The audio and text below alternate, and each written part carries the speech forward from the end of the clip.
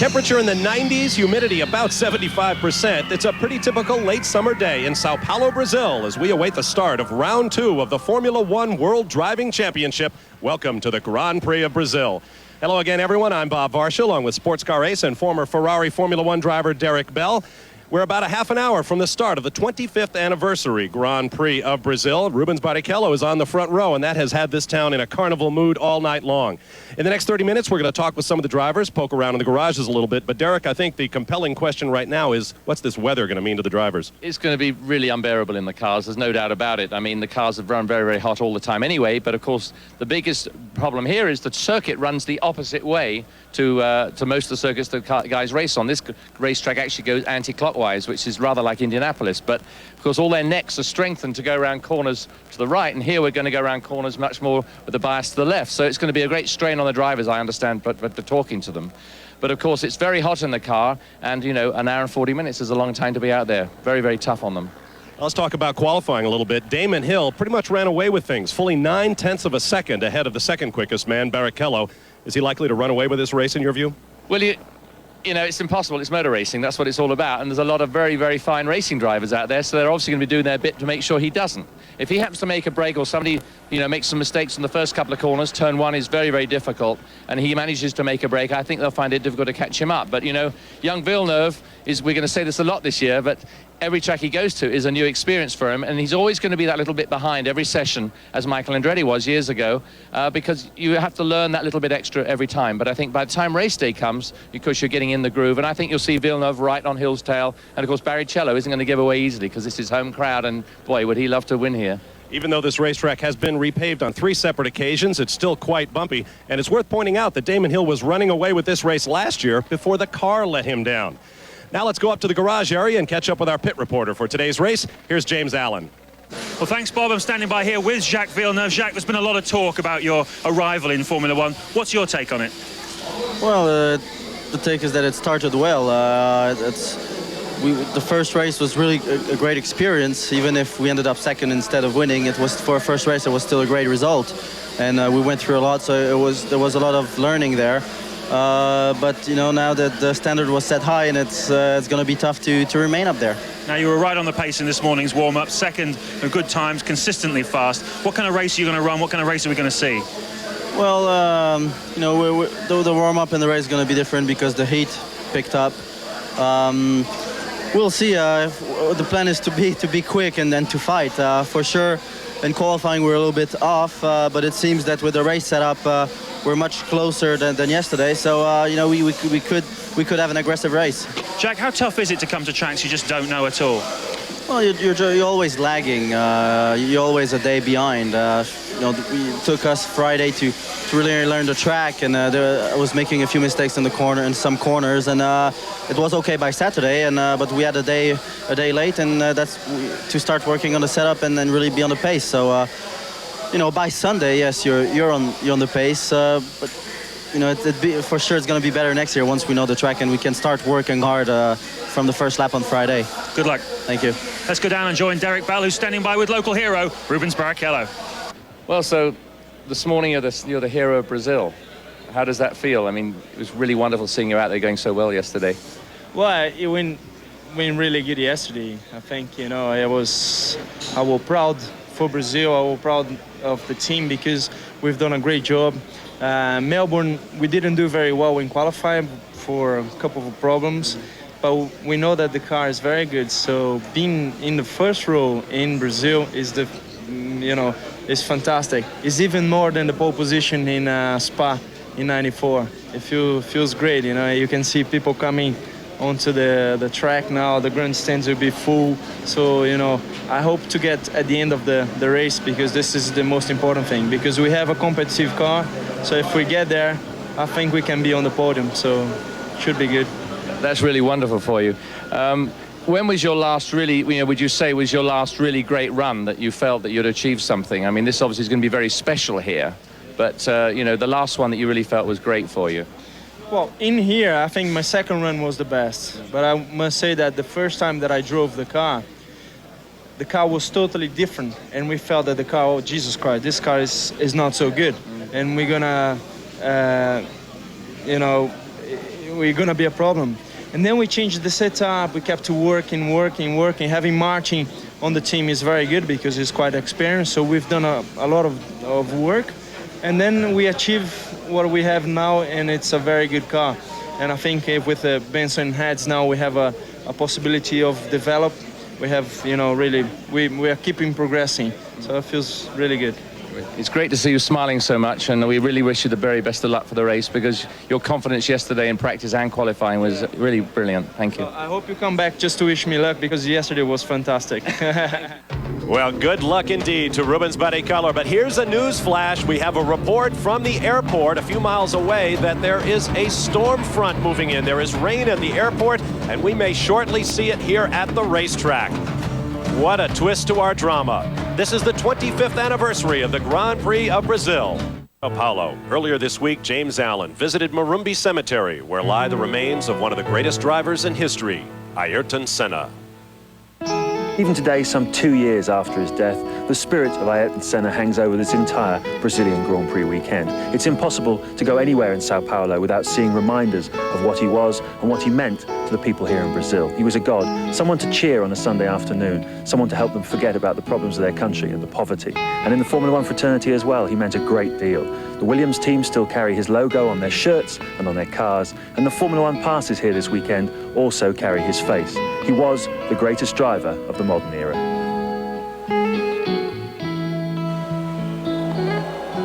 Welcome back. We have got to get better communications with the weather authorities. Look at the situation in the pit lane here at the Autódromo José Carlos Pache in Sao Paulo. We have had a cloud burst that has drenched the entire length of this 2.7-mile racetrack, and you see the field now going out on grooved rain tires. Officials will apparently allow them a short practice session in order to get the feel of their cars in the wet. They have had completely dry conditions throughout the week thus far, and now the skies have opened and this track is awash. Earlier you saw RPM today. Don't forget, you can catch RPM here on the Deuce every night at 7 p.m. Monday through Friday. John Kernan reports on all things motorized, so check it out here on the Deuce.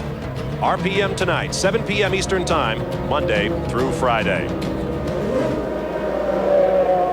As the rain continues to pelt down, let's get down to the pit lane and James Allen. Well, Bob, we got caught in that. I was just saying a few moments ago how hot it was, but now really, suddenly the heavens opened. And the most torrential, you could really only describe it as being tropical. It happened while Martin Brundle was out on the track. He came back in again. He's put a new helmet on because obviously he needs a different kind of visor, different kind of wind protection. He's going back out again now, but it must be said the rain has eased a little in the last couple of minutes. It's now it's raining, but it's more spitting than it was before. But nevertheless, the track is absolutely drenched. Just look at the puddles as Brundle goes out.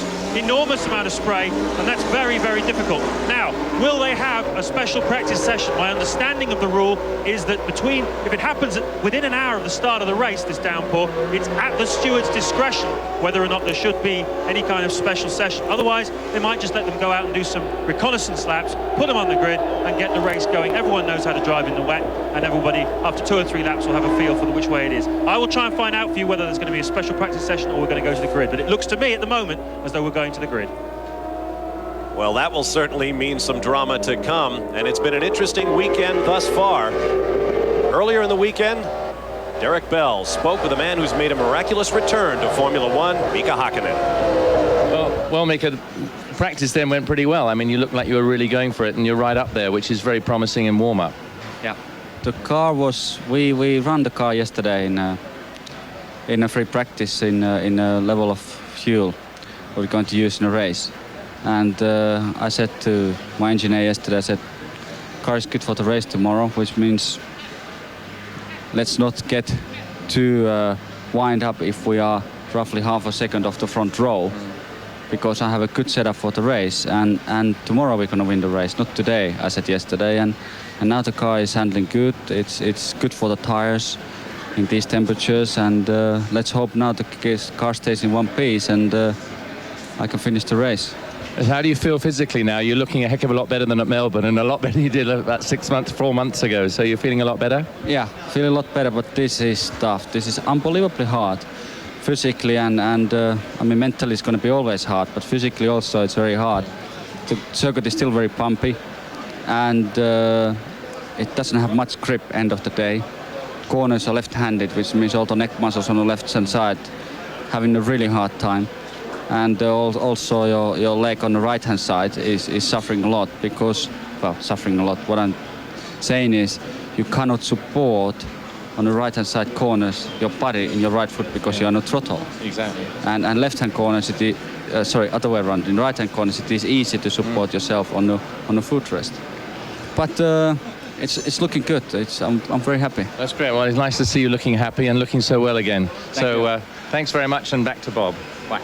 Thank you very much. Good luck. Welcome back to Mika Hakkinen, who had a life-threatening, certainly career-threatening crash in the season-ending Adelaide Grand Prix in Australia last November, but he is back in Formula One, and we're glad to see him. He'll be 7th on the grid for today's race as you watch Rubens Barrichello pull into the number 2 spot on the grid. The pole position remains vacant. Now, throughout the year, James Allen is going to be taking you backstage here on the grid to report on a variety of Formula One issues using Formula One drivers. In his first edition, he talks with a man who knows just how strong these cars are.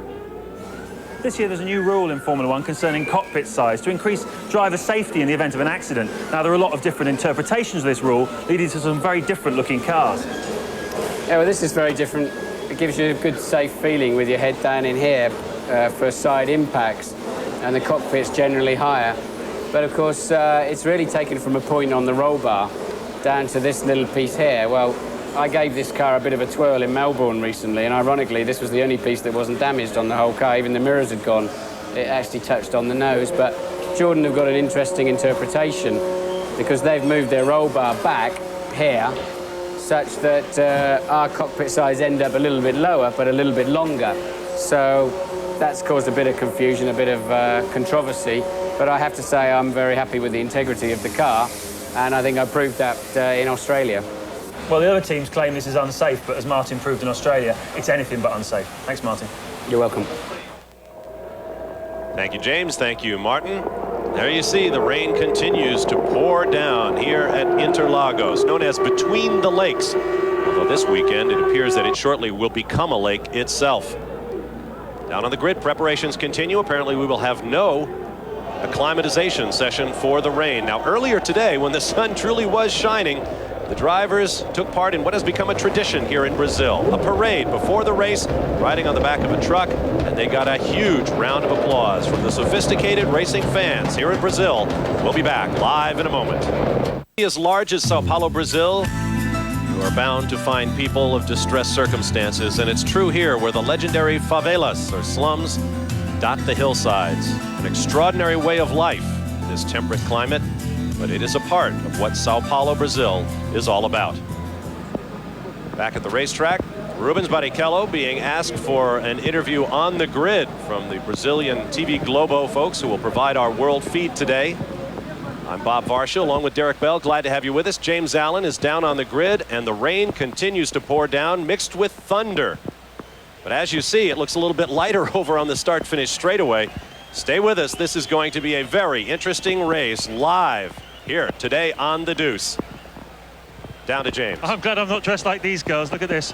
Absolutely no waterproofs, and I'm very glad I got these on finally because the temperature has dropped as well. The rain is abating. It comes and it goes. If you look at the surface now, you see there's quite a lot of lying water down here. My shoes are completely soaked, and it's very, very slippery. But this track has been resurfaced in the last 12 months. We were talking earlier about how it was easier on the tyres. Well, of course, all that information has been thrown out of the window.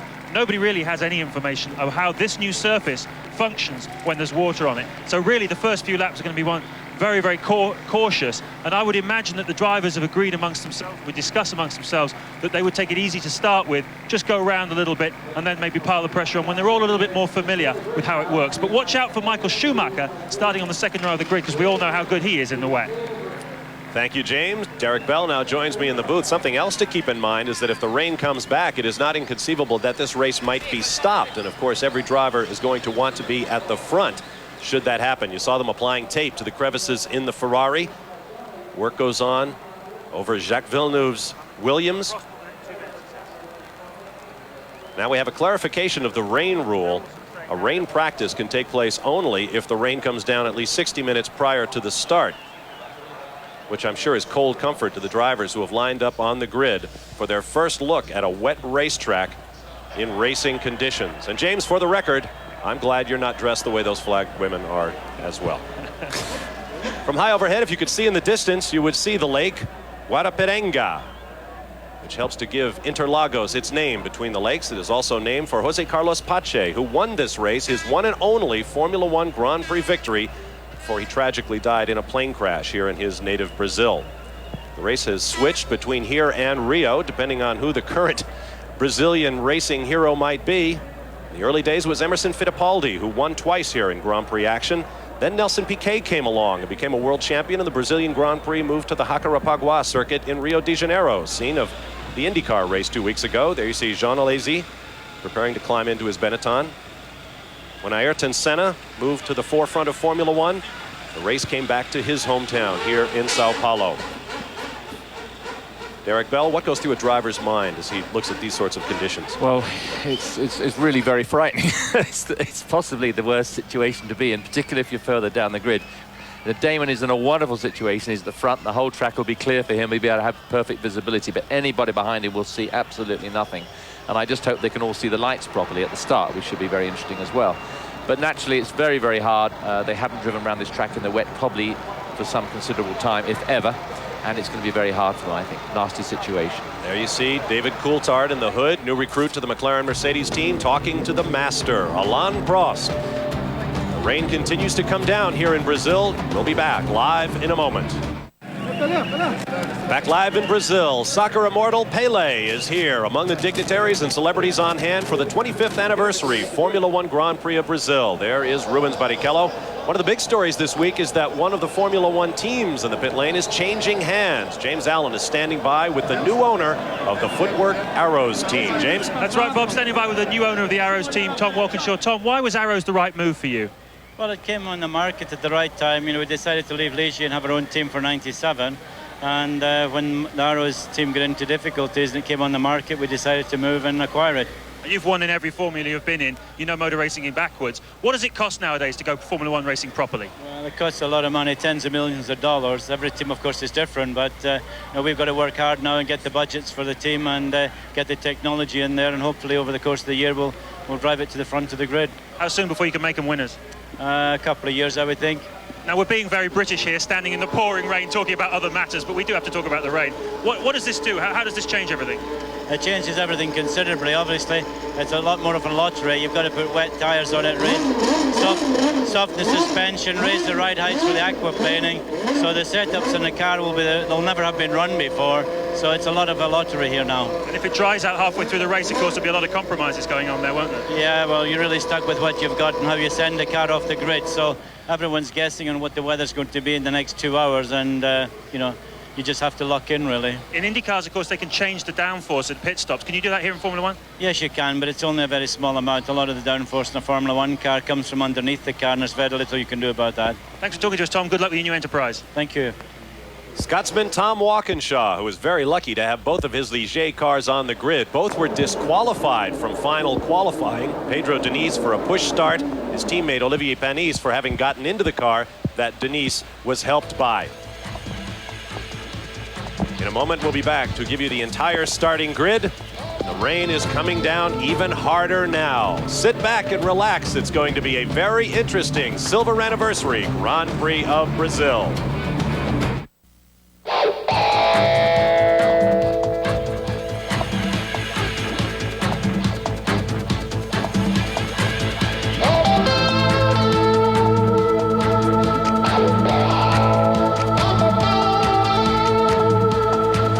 Welcome back to a rainy Sao Paulo, Brazil. The first time all weekend we've had the opportunity to say that. James Allen running for cover. Meanwhile, Johnny Herbert Sauber is being pushed back off of the grid. There you see it going behind the wall. That means he will have to start from the pit lane. Right now, let's take a look at the starting grid for today's Grand Prix of Brazil.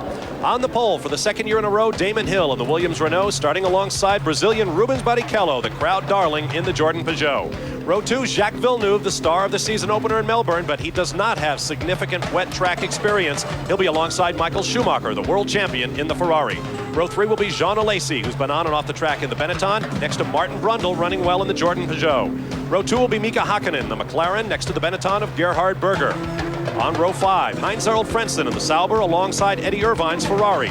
Row 6, Mika Salo in the Tyrrell next to the Sauber of Johnny Herbert, but you just saw that car pushed back. On row 7 will be Jos Verstappen in the Footwork and David Coulthard in the McLaren. Row 8, Olivier Panis in the Ligier and the Tyrrell of Ukio Katayama. Then things get interesting. Row 9, Ricardo Rosset of Brazil in the Footwork and Pedro Lamy in the Minardi. Row 10, Luca Badua in the 40 alongside Andrea Montermini in the 40. And on row 11, new driver Tarso Marques of Brazil sitting in for Giancarlo Fisichella in the Minardi. He'll be alongside Pedro Diniz in the Ligier.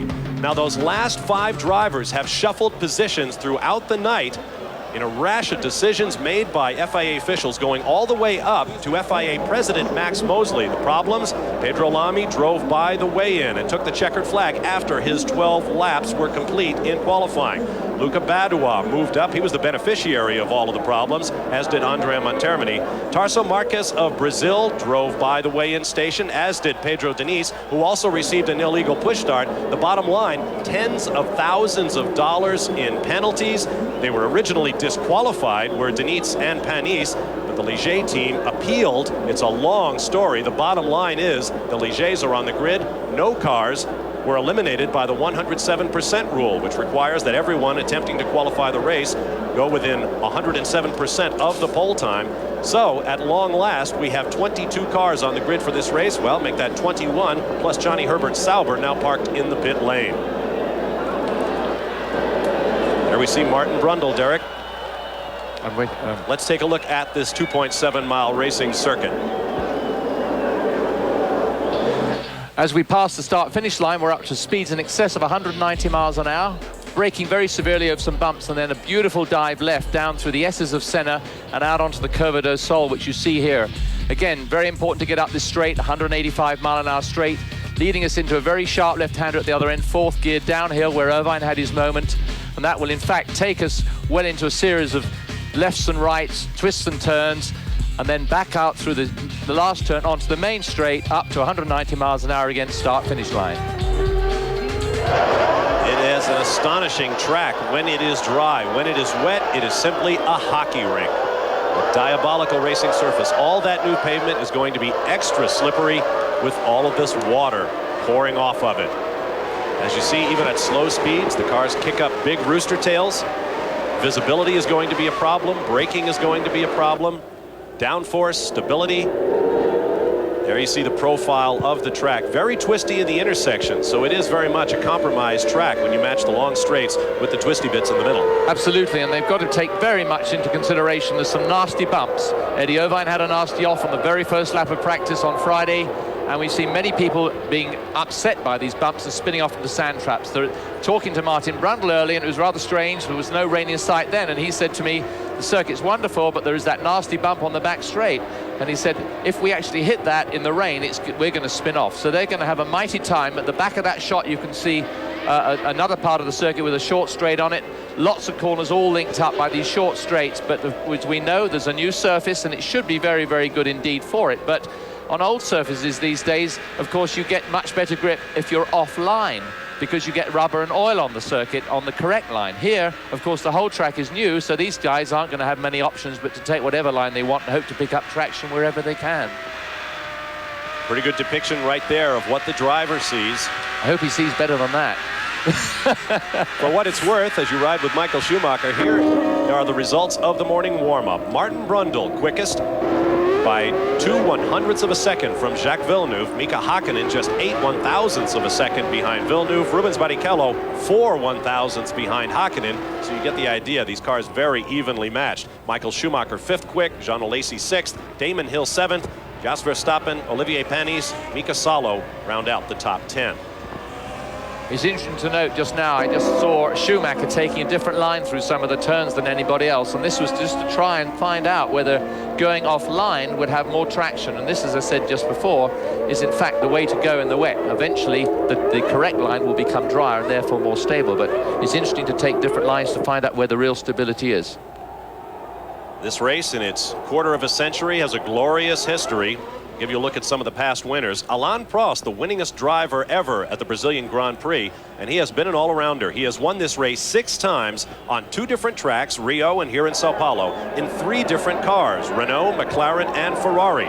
Carlos Reutemann next on the all-time win list with 3, plus 1 non-points race victory in 1972 in a Brabham. Emerson Fittipaldi, Nelson Piquet, Nigel Mansell, Ayrton Senna, and Michael Schumacher all having wins here.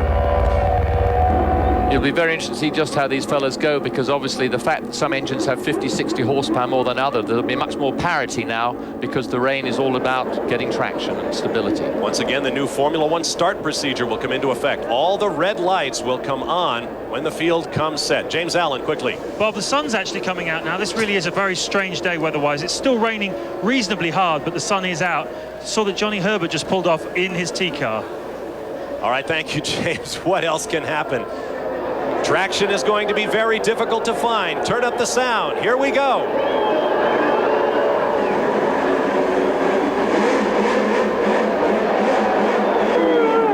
Not quite as many revs as we're used to, because they're trying to get traction. If they give it all the revs, oh, look at Hill pulling across to shut out Barrichello. Very good move, the one he had to make, but round the outside goes Villeneuve. Absolutely amazing when you consider that he has hardly driven in the rain. 3 wide in these corners, someone off there at the back. I believe that's a Sauber. Heinz-Harald Frentzen likely. Rubens Barrichello going very slowly to the right of your screen.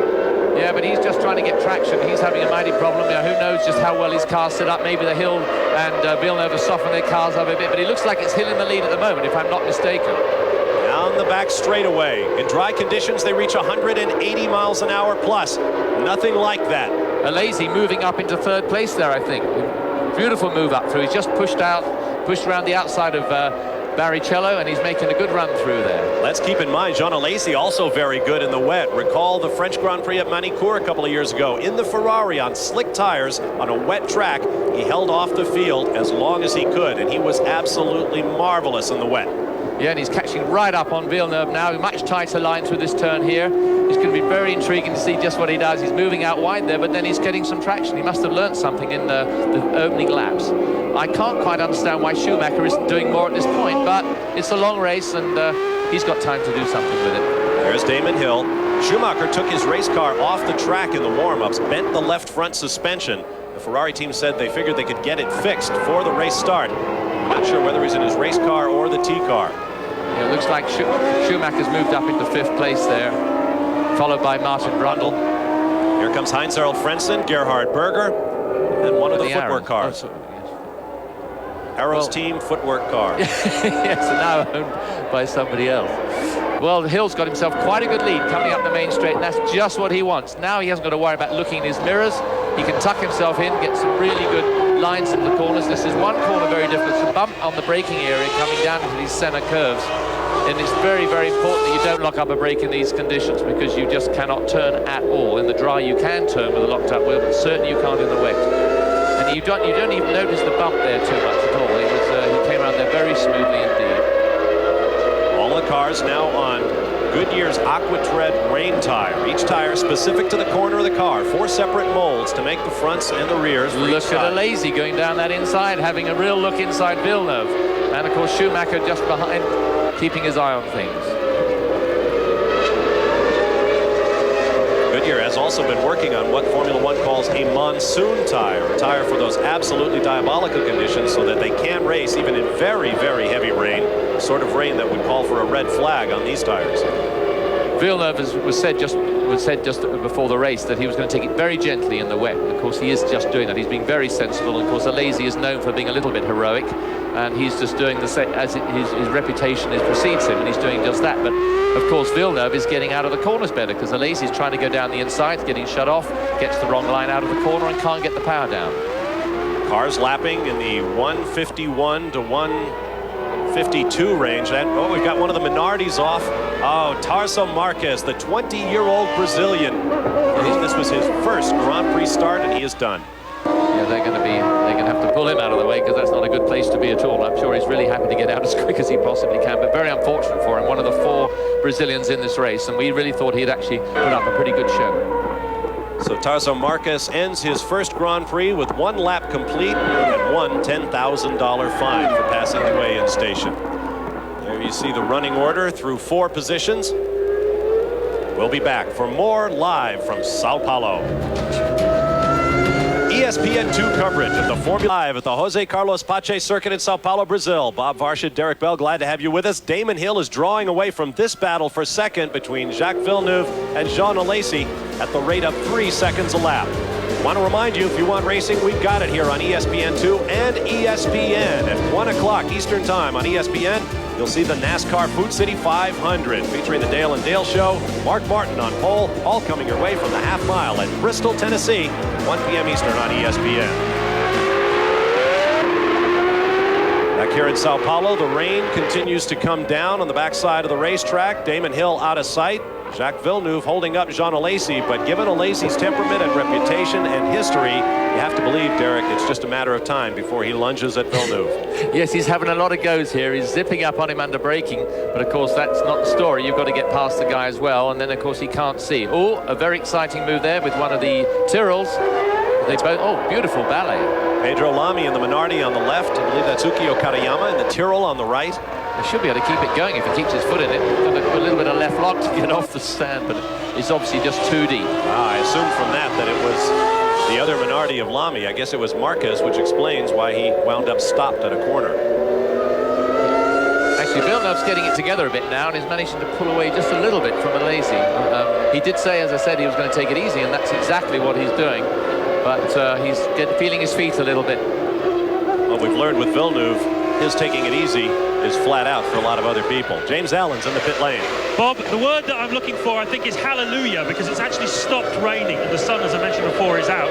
Now, even here in the pit lane, it's drying out quite fast. You remember, just before the start, I was talking to Tom Walkinshaw, and I said, Tom, what happens if it stops raining during the race? There's going to be a lot of compromises going on because people will have gone for a much more wing setting. So there could be a little bit of craft involved here to see who's gone for a slightly less downforce setting and therefore is able to get away from the others, because now if this track dries out the way I think it's going to, with the sun and also all the cars passing over the track, then whoever went for a relatively low downforce setup relative to the conditions is actually going to benefit enormously. So watch out for some strong performances, perhaps some surprising performances down the field from some people gambling on their wet weather settings.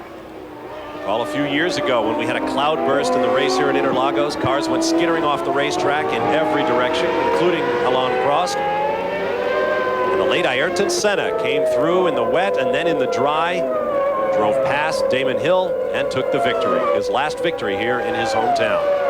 From overhead, there is Damon Hill looking good out front with 5 laps complete of 71 scheduled. It is Hill by 12.1 seconds over Villeneuve. Yeah, and he's another 4 seconds ahead of Schumacher, who's drifting back. And this is amazing because Schumacher has already proven that he really is the best driver in the world in the wet, if certainly not in the dry as well. And he's slipping back, so the Ferrari must be a pretty undrivable machine. The engine must have, I would say, probably has a very tight rev band, and that's why we see the McLaren's actually very well back. Hakkinen would, I would have thought, been brilliant in the rain, and he's in 11th place, and Coulthard's in 9th. So I think this very tight rev band, you need a car with a lot of torque and a wide rev band so it's smooth out of the corner. You don't want to have to keep shifting up gears as you're coming out the rain. You want to just keep it in one gear and just let the torque of the engine pull it through.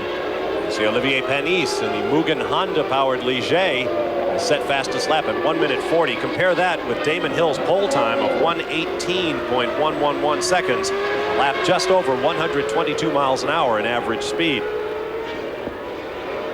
There's a good opportunity to review the top 10. Damon Hill, Jacques Villeneuve, Jean Alesi, Rubens Barrichello holding off Michael Schumacher, Heinz-Harald Frentzen, 6th in the Sauber. Those are the 6 points-paying positions. Martin Brundle, Jasper Verstappen, David Coulthard, Mika Salo. Mika Hakkinen has dropped back. He started 7th. He is now 11th. Gerhard Berger moving up. Eddie Irvine, Ricardo Rosset, his first Brazilian Grand Prix in front of the home fans. Olivier Panis, as you saw, has set fast lap. He'll be closing up on Rosset.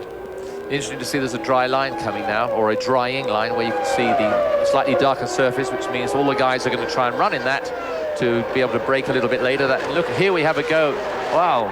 Here we have his great cheer from the crowd. That's right, Barrichello trying Alesi, but he skids off the line at the apex, and Alesi is able to strike back. That was a beautiful move, but of course he got in the wet line, which meant that then he had a big problem then braking, because he had far less traction while under braking, and then had to back out of it, and of course went wide. Great pity that, because I think the race would have opened up a bit then. Now Michael Schumacher takes fast lap as he tries to close up on this man, Rubens Barrichello. Barrichello said he spent the offseason trying to convince himself that he is not the next Ayrton Senna, that he shouldn't try to be. Too much pressure. Of course, then he comes out and puts his Jordan Peugeot on the front row here for his home race and drops himself right back into the pressure cooker. But he is a new man this year, still looking for his first Formula One win in this, his 50th Grand Prix start. That front row position, a great 48th birthday present for his team owner, Eddie Jordan. Damon Hill is drawing away. We'll be back. See two-time defending world champion Michael Schumacher, he and the rest of the queue trying to catch Damon Hill, who is now 13.5 seconds out front. There is Jacques Villeneuve. You see the comparison between their best lap and their most recent lap. Hill obviously circulating quicker than the second place man as you ride with Jacques Villeneuve.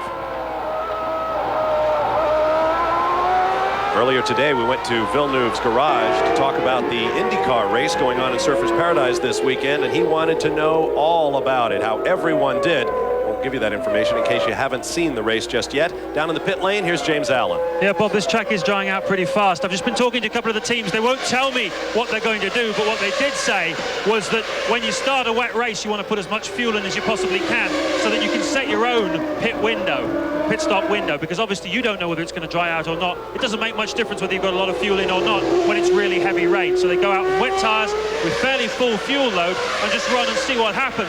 And that puts you into a very open and very wide window. Now, going into this race, if it hadn't rained, I think we've probably been looking at a two-stop strategy. So it'll be interesting to see. Now it's drying out very fast, where the teams go back to their original plan, and that would mean bringing people in probably within about 10 or 12 laps from now. All right, thank you, James. There's a look at Damon Hill at work in his office. Notice the new high cockpit sides required in Formula One this year. The controversy continues over whether the Williams and Jordan teams have taken a rather liberal interpretation of the rule, allowing them to keep those cockpit sides a little lower than the other teams by using a different reference point. But the Formula One officials say the cars are legal, and that should be the end of it. It's interesting to see just how beautifully smooth Damon Hill is, and that's what you have to be in the wet. What you don't see, of course, is what his little right foot is doing on the gas pedal, and he obviously is balancing the car as he's going through the corner on the throttle. He won't give it too much. There's a heck of a lot of power, 700 horsepower there, and the cars aren't very heavy, so he's going to be very careful about how much pressure he puts on it. There's a little bit of a line up here, right up behind young Master Villeneuve and Alesi, but Schumacher having a real moment there coming out on the straight. That was the bump that Martin Brundle was talking about earlier, I think. But these three are going to sort themselves out in a minute, and we're going to, I think, see a little bit more of a move from Master Barrichello here on Alesi. But of course, those two together are like fate worse than death, and one of those is going to have to go off the road if they get too close. This is the best battle on the racetrack right now. Behind them, Mika Hakkinen, who must have spun in the early lap because he dropped all the way back to 16th. He's now in 10th spot, just behind David Coulthard, his teammate. A little bit further back, Ricardo Rosset is less than a second behind Eddie Irvine for 13th. And Ukio Katayama about a half second behind Luca Badoer for 18th. Yep. There's Master Schumacher there having a most mighty time. The car obviously isn't at all receptive to the input he's giving it, and he's getting a lot of lurid slides. Barrichello seems to be a little bit more content to sit back a bit. He had a wild effort just now, but Alesi's put it back together. The thing is, when somebody is actually trying to have a go behind you, you start to lose your concentration, and therefore you don't go forward as fast as you'd like to. So you have to try and ease away from the guy, shut your eyes, and just go for it for a moment or two and hope that you make that break on him. But they're certainly having a mighty dice here, and it's interesting, all these varied engines. Ooh, see, look how wide that Barrichello went there to try and get a little bit more traction, maybe. Or maybe he just slid into the corner with a bit of understeer. But you can really see the line picking up here. It's getting a lot drier, but of course making it more difficult to overtake because the offline is very, very wet. At the back of that picture, you noticed Heinz-Harald Frentzen of Germany coming up in the Ford V10-powered Sauber. He may soon be challenging his countryman and former teammate with the Mercedes sports car operation, Michael Schumacher. And everybody, including Schumacher, has the greatest respect indeed for Heinz-Harald Frentzen. He's very, very fast. Look at Barrichello. He's having a right go, and he's going to get him this time. He went down the inside, and oh, no, he didn't. The exact same thing happens. He just got his front wheels. I bet he's cursing and wished it maybe could have adjusted his brake balance a little better or something. He probably locked up a front wheel and just slid out a bit wide. He just couldn't get in there, and the lazy, remarkably enough, kept a very cool head, boy, and he just kept going. Michael Schumacher, the red Ferrari, fourth in line, looking for a little more water for those rain tires, maybe concerned about temperature. In the dry conditions, the Goodyear Racing slicks were heating up to almost 230 degrees. That's about the outside of the performance window for those tires. They're all on the dry weather tires, are B compounds, which is Goodyear's second hardest. So if it does get dry and the temperature rises once again, tire temperatures may be a concern. Here's another replay. Barrichello goes down, can't get it turned in. Here comes Alesi. Absolutely astonishing. Just went out so wide there. Of course, what we're not seeing in the wet is there is a severe bump coming in there. I think that's what really is throwing Barrichello out wide. But he does seem to take a wide line on several of the corners, hoping to get a little bit more sort of grip, I guess, out of the fresh bit of circuit rather than on the old line, as it were. Every now and then you see a splash as the cars hit a little river of water coming across the track. Well, that does upset them a lot, of course, because you're right on the very, very ragged edge. Look at Barrichello going down the inside. He's showing his nose to Alesi now. And, oh no, he's not going to be able to make it there either. There aren't many overtaking places on this part of the... He's right up his tail. He's going this time. He's got to go this time. There's no boost there, but he's really going to... But he's still on that wet line, you'll notice. But it looked like he'll be a little bit more careful. Yes, in he goes. But he's on the inside again. Oh, bashing of wheels going on. We can't see it, but look at Schumacher's right there. He's really capitalized up on this, and he could well do something very interesting as well. Now, of course, Barrichello can't get on the path with a long left-hander because he's in the very wet water. Oh, what a group, and there's friends in there having a go as well. Very, very, very exciting. Alesi holds on to it. A ballet on ice, with cars that weigh more than half a ton, each of them with more than 700 horsepower, and the best drivers in the world dancing on the limit. We'll be back live for more from Sao Paulo. Welcome back to Sao Paulo. ESPN begins its 7th year of Sunday Night Baseball with an exclusive opening night matchup between the Chicago White Sox and the Seattle Mariners. It'll be coming your way live 9 p.m. Eastern Time, 6 p.m. Pacific. The White Sox and the Mariners on ESPN. Back in Sao Paulo, you watch the world champion Michael Schumacher. This Ferrari got very little preseason testing before it was boxed up, shipped to Melbourne for the season opener, where it performed very capably in the hands of Eddie Irvine. But if they've had very little testing, they've had even less in the wet. We had a monsoon rainstorm shortly before the start of this Grand Prix of Brazil, and now it has apparently stopped racing all the way around the racetrack. We await the drying of the racing line.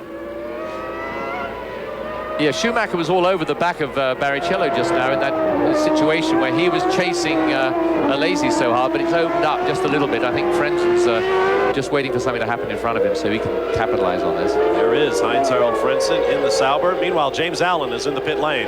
Bob, the Williams and Benetton mechanics and the Ferrari mechanics and the McLaren mechanics beginning to make their way out now onto the pit apron, just testing the air guns, just washing the water away with squeegees off the surface. It still has dried out a tremendous amount, but there's still a little bit of water laying down. Of course, the cars come in at quite some speed, have to stop on the button so that they can do the tyre stops and refuel, and you don't want to slide as you would do with a wet surface. But I think we're going to start seeing some pit stops before very long.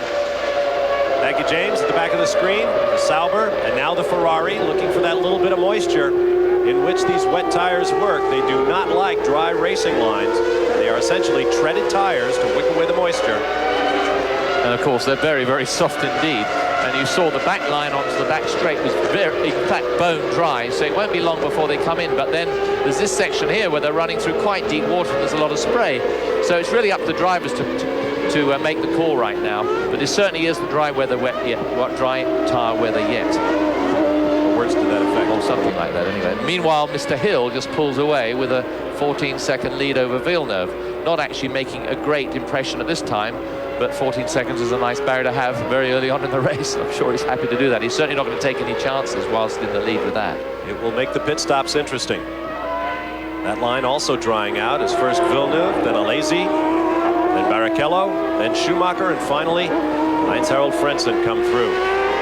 Yes, I'm sure Schumacher's not too happy about seeing his German co-teammate, but he is a very, very fast driver, very underrated. Everybody says he's better than Schumacher, but he hasn't quite been in the equipment. A very loyal man to Mr. Sauber, and there's lots of talk about which team he may well go to at the end of the year, but they all think he might even already have a contract. So we'll have to wait and see what happens there. And that contracted team might well be Williams. Frank Williams is very forthright about his admiration for Heinz-Harald Frentzen. He asked him shortly after Ayrton Senna was killed back in 1994 if he would join the team. Frentzen said no. Peter Sauber gave me my start in Formula One. My teammate Carl Wendlinger has had an accident of his own.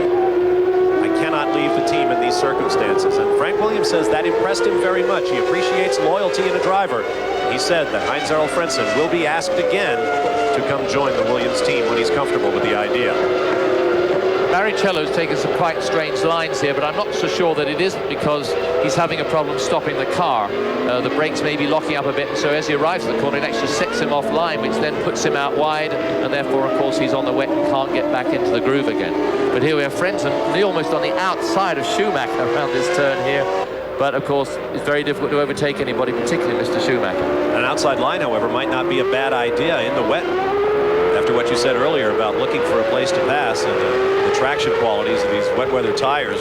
But of course what it does by doing that, of course, is it makes the corner tighter when you go out wider, which is the only disadvantage. So you can't get on the power sooner, but you can actually keep it on more constant. The running order is Hill, Villeneuve, Alesi, Barrichello, Schumacher, Frentzen. Jos Verstappen in 7th has reset fast lap twice, brought it down to 135. We'll be back. Back live in Sao Paulo, Bob Varsha along with Derek Bell and James Allen. Glad to have you with us. A great battle going on in the Grand Prix of Brazil. That is for 3rd place. Jean Alesi trying to hold off Rubens Barrichello. Behind him, Michael Schumacher has to deal with Heinz-Harald Frentzen. Out front, Damon Hill with 16 laps complete is 16.7 seconds ahead of teammate Jacques Villeneuve in 2nd. Then Alesi, Barrichello, Schumacher, Frentzen, Verstappen, who is the quickest car on the racetrack right now, but he is 7 seconds behind Frentzen for 6th place. It's the most awful conditions right now. And when I consider that we had 14 hours of this at Le Mans last year, it makes you wonder. We did it in the dark as well. However, not perhaps with a car that's quite as skittish as these are, or with the same sort of power-to-weight ratio. However, it's very, very tricky. And I don't think anybody, unless they drive racing cars, can actually understand just what is happening out there. It's like driving on an ice rink in a car with ball tires, if you have any imagination. The cars look very smooth, but believe me, those drivers out there are having a tremendous amount of input, and it's very, very hard. Oh, look at Frentzen he might just have slid out a bit wide. You see, he got on a bit of dampness rather than the drying line and went out a bit wide, and everybody thought he was going to go, oh, he's backing right out of it now, you see. It's just so weird in the rain, all the damp conditions. You just cannot afford to go offline, but of course you have to go offline to go by somebody, and then you lose so much time. Here goes Villeneuve, here comes Alesi, Barrichello, Schumacher, and Frentzen. Starting to rain once again. You see the misty effect in the background there, the raindrops starting to fall. The line beginning to disappear just a bit as you ride with Damon Hill out front and pulling away.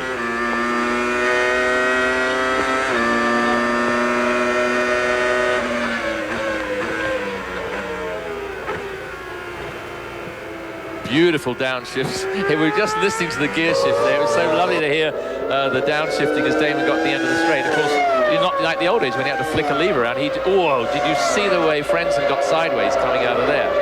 However, no, it's beautiful to see the way he downshifted so smoothly, and of course to select the right gear. And you don't want to be in too short a gear, because you don't want to have maximum revs in the middle of the corner and find an embarrassment of power. So he probably wasn't going down as low a gear as he would if he actually were in the dry. Behind this battle, Jos Verstappen, the Dutchman in the Arrows, the footwork car for the Arrows team, runs in 7th place. Then David Coulthard and Mika Hakkinen, the 2 McLaren teammates, running about a second and a half apart, but well behind Verstappen. Mika Salo rounds out the top 10 in the Tyrrell. He's a second behind Hakkinen. Then Martin Brundle, another second and a half back. Less than a second to Gerhard Berger. Eddie Irvine, 1.1 seconds back in 13th. Then Olivier Panis, half a second behind Irvine. Ricardo Rosset, 4 seconds back, followed in increasing dimensions by Pedro Diniz, Johnny Herbert, Ukio Katayama, and Pedro Lamy, the only remaining car on the lead lap. 19 cars on the lead lap as we work lap 18 of 71. rain begins to pelt down once again. Jacques Villeneuve showing great form here in the wet. IndyCars, of course, do run in the wet on road courses, but I don't recall how many wet races Villeneuve saw in his 2-year IndyCar career. Nevertheless, anybody who can win the title in his second season and the Indianapolis 500 obviously has the skills. Frentzen still all over Schumacher. No doubt about it. Very, very dry through that section there, but of course the guys can't afford to get offline, so they can't be too brave. And that's, you just saw Frentzen having a look at the inside of Schumacher, but he just daren't take that chance. You can see the cars getting very sideways coming out of that fast turn as well. Sauber moving out of the slipstream behind the Ferrari as Heinz-Harald Frentzen prizes vision over track position. We'll be back with more live in a moment. Back at Sao Paulo, where the first of the pit stops begin in this Grand Prix of Brazil. This is Jos Verstappen, who was running very, very well up in 7th place. He's now back at 11th. He's had problems. Don't forget, coming up tonight here on The Deuce, RPM tonight with Kenny Mayne. He'll have highlights of this Grand Prix of Brazil, the NASCAR Winston Cup event, drag racing, motorcycles, you name it. If it's motorized, it'll be on RPM tonight with Kenny Mayne at 9 p.m., a special time tonight here on The Deuce. In fact, you may well have noticed there was quite a lot of smoke coming out of Verstappen's car as he came in. It wasn't just water spray. I think it looked like blue smoke. So maybe it was a real enforced pit stop. Rubens Barrichello with Michael Schumacher still behind him. Frentzen, in fact, dropped back a bit there. I don't know what he did, but he must have had a moment and lost quite a bit of time. You can see the line still fairly dry there, but there are parts of this track, like right there, that are absolutely soaking. And it is almost bone dry at the start-finish line, so these wet weather tires are really taking a beating. They are indeed, and of course, there's nothing worse than when you're actually the driver in the car, on wet tires as it starts to dry, as you're still doing your 185 miles an hour, you start to feel a lot of vibration as bits of rubber start to peel off. Nasty situation. See how dry it is right there? Yeah. And you can see how black the tires are because the guys are really working with as they're coming under brakes. And of course, with an open wheeler like that, at least you can see where the chunks are coming out. So that is something. With the cars we've been used to, you find yourself not being able to see where the chunks are coming from. But they're all pulling out to get that wet line coming down that section of the track so that they can cool their tires off. So when they do enter the next corner, they're not too hot. And of course, they don't start to fall apart, which they do. And when they start chunking, you've had it, of course, because you're not going to get any grit at all because it's not going to diffuse any water. Verstappen's still in the pit, so it must mean that he has got rather a bit of a bigger problem than just a tire stop. He is dropping down the timing and scoring monitor. He has not yet left, and he has been in there for a couple of minutes now. A great weekend for Rubens Barrichello in his 50th Grand Prix start. Nothing would please him more than to take his first Grand Prix win, and if he does, perhaps we'll see a celebration not unlike the one we saw back in 1991 when the late Ayrton Senna won his first home Grand Prix here. It was absolute bedlam. Well, they talk about Barrichello having a party tonight, and I said, what do you mean having a party tonight? He hasn't won yet. They said, no, this is the party for the fact he's on the front row of the grid yesterday. So goodness knows what will happen if he finishes well in the race as well. We're in a very tricky situation in the race right now because none of the drivers can actually capitalize on anybody in front because they're trying to conserve their tires. They daren't go offline because it's exceptionally wet. So nobody can really do much about anybody at this time. And you can see them right up against the pit wall trying to grab a little bit of water to cool them down. Sauber continues to drop back in the hands of Heinz-Harald Frentzen as Michael Schumacher closes in on Rubens Barrichello. The Ferrari, a 12-cylinder engine last year. The Sauber was an 8-cylinder engine. To be honest, neither Michael Schumacher for the Ferrari or Heinz-Harald Frentzen for the Ford Cosworth engine have had a whole lot of terrific things to say about their engines. Apparently, Michael Schumacher thinks the V12 that was in the car last year was very close to the series-leading Renault engine in power, if not in drivability. And Heinz-Harald Frentzen says there's a lot of development to do on the new Ford V10 as well. You ride with Damon Hill as he approaches slower traffic. Despite the conditions, very little correction in that steering wheel. Yes, it just shows what a complete car the Williams is. We noticed it in qualifying, in practice. The in-car stuff is beautiful. I mean, the driver has to put very little input as far as really controlling the car, but obviously he's working very hard on it. It is now official. Jos Verstappen is out of the race. He's standing by with James Allen. Jos, first of all, why are you out? We had a problem with the engine.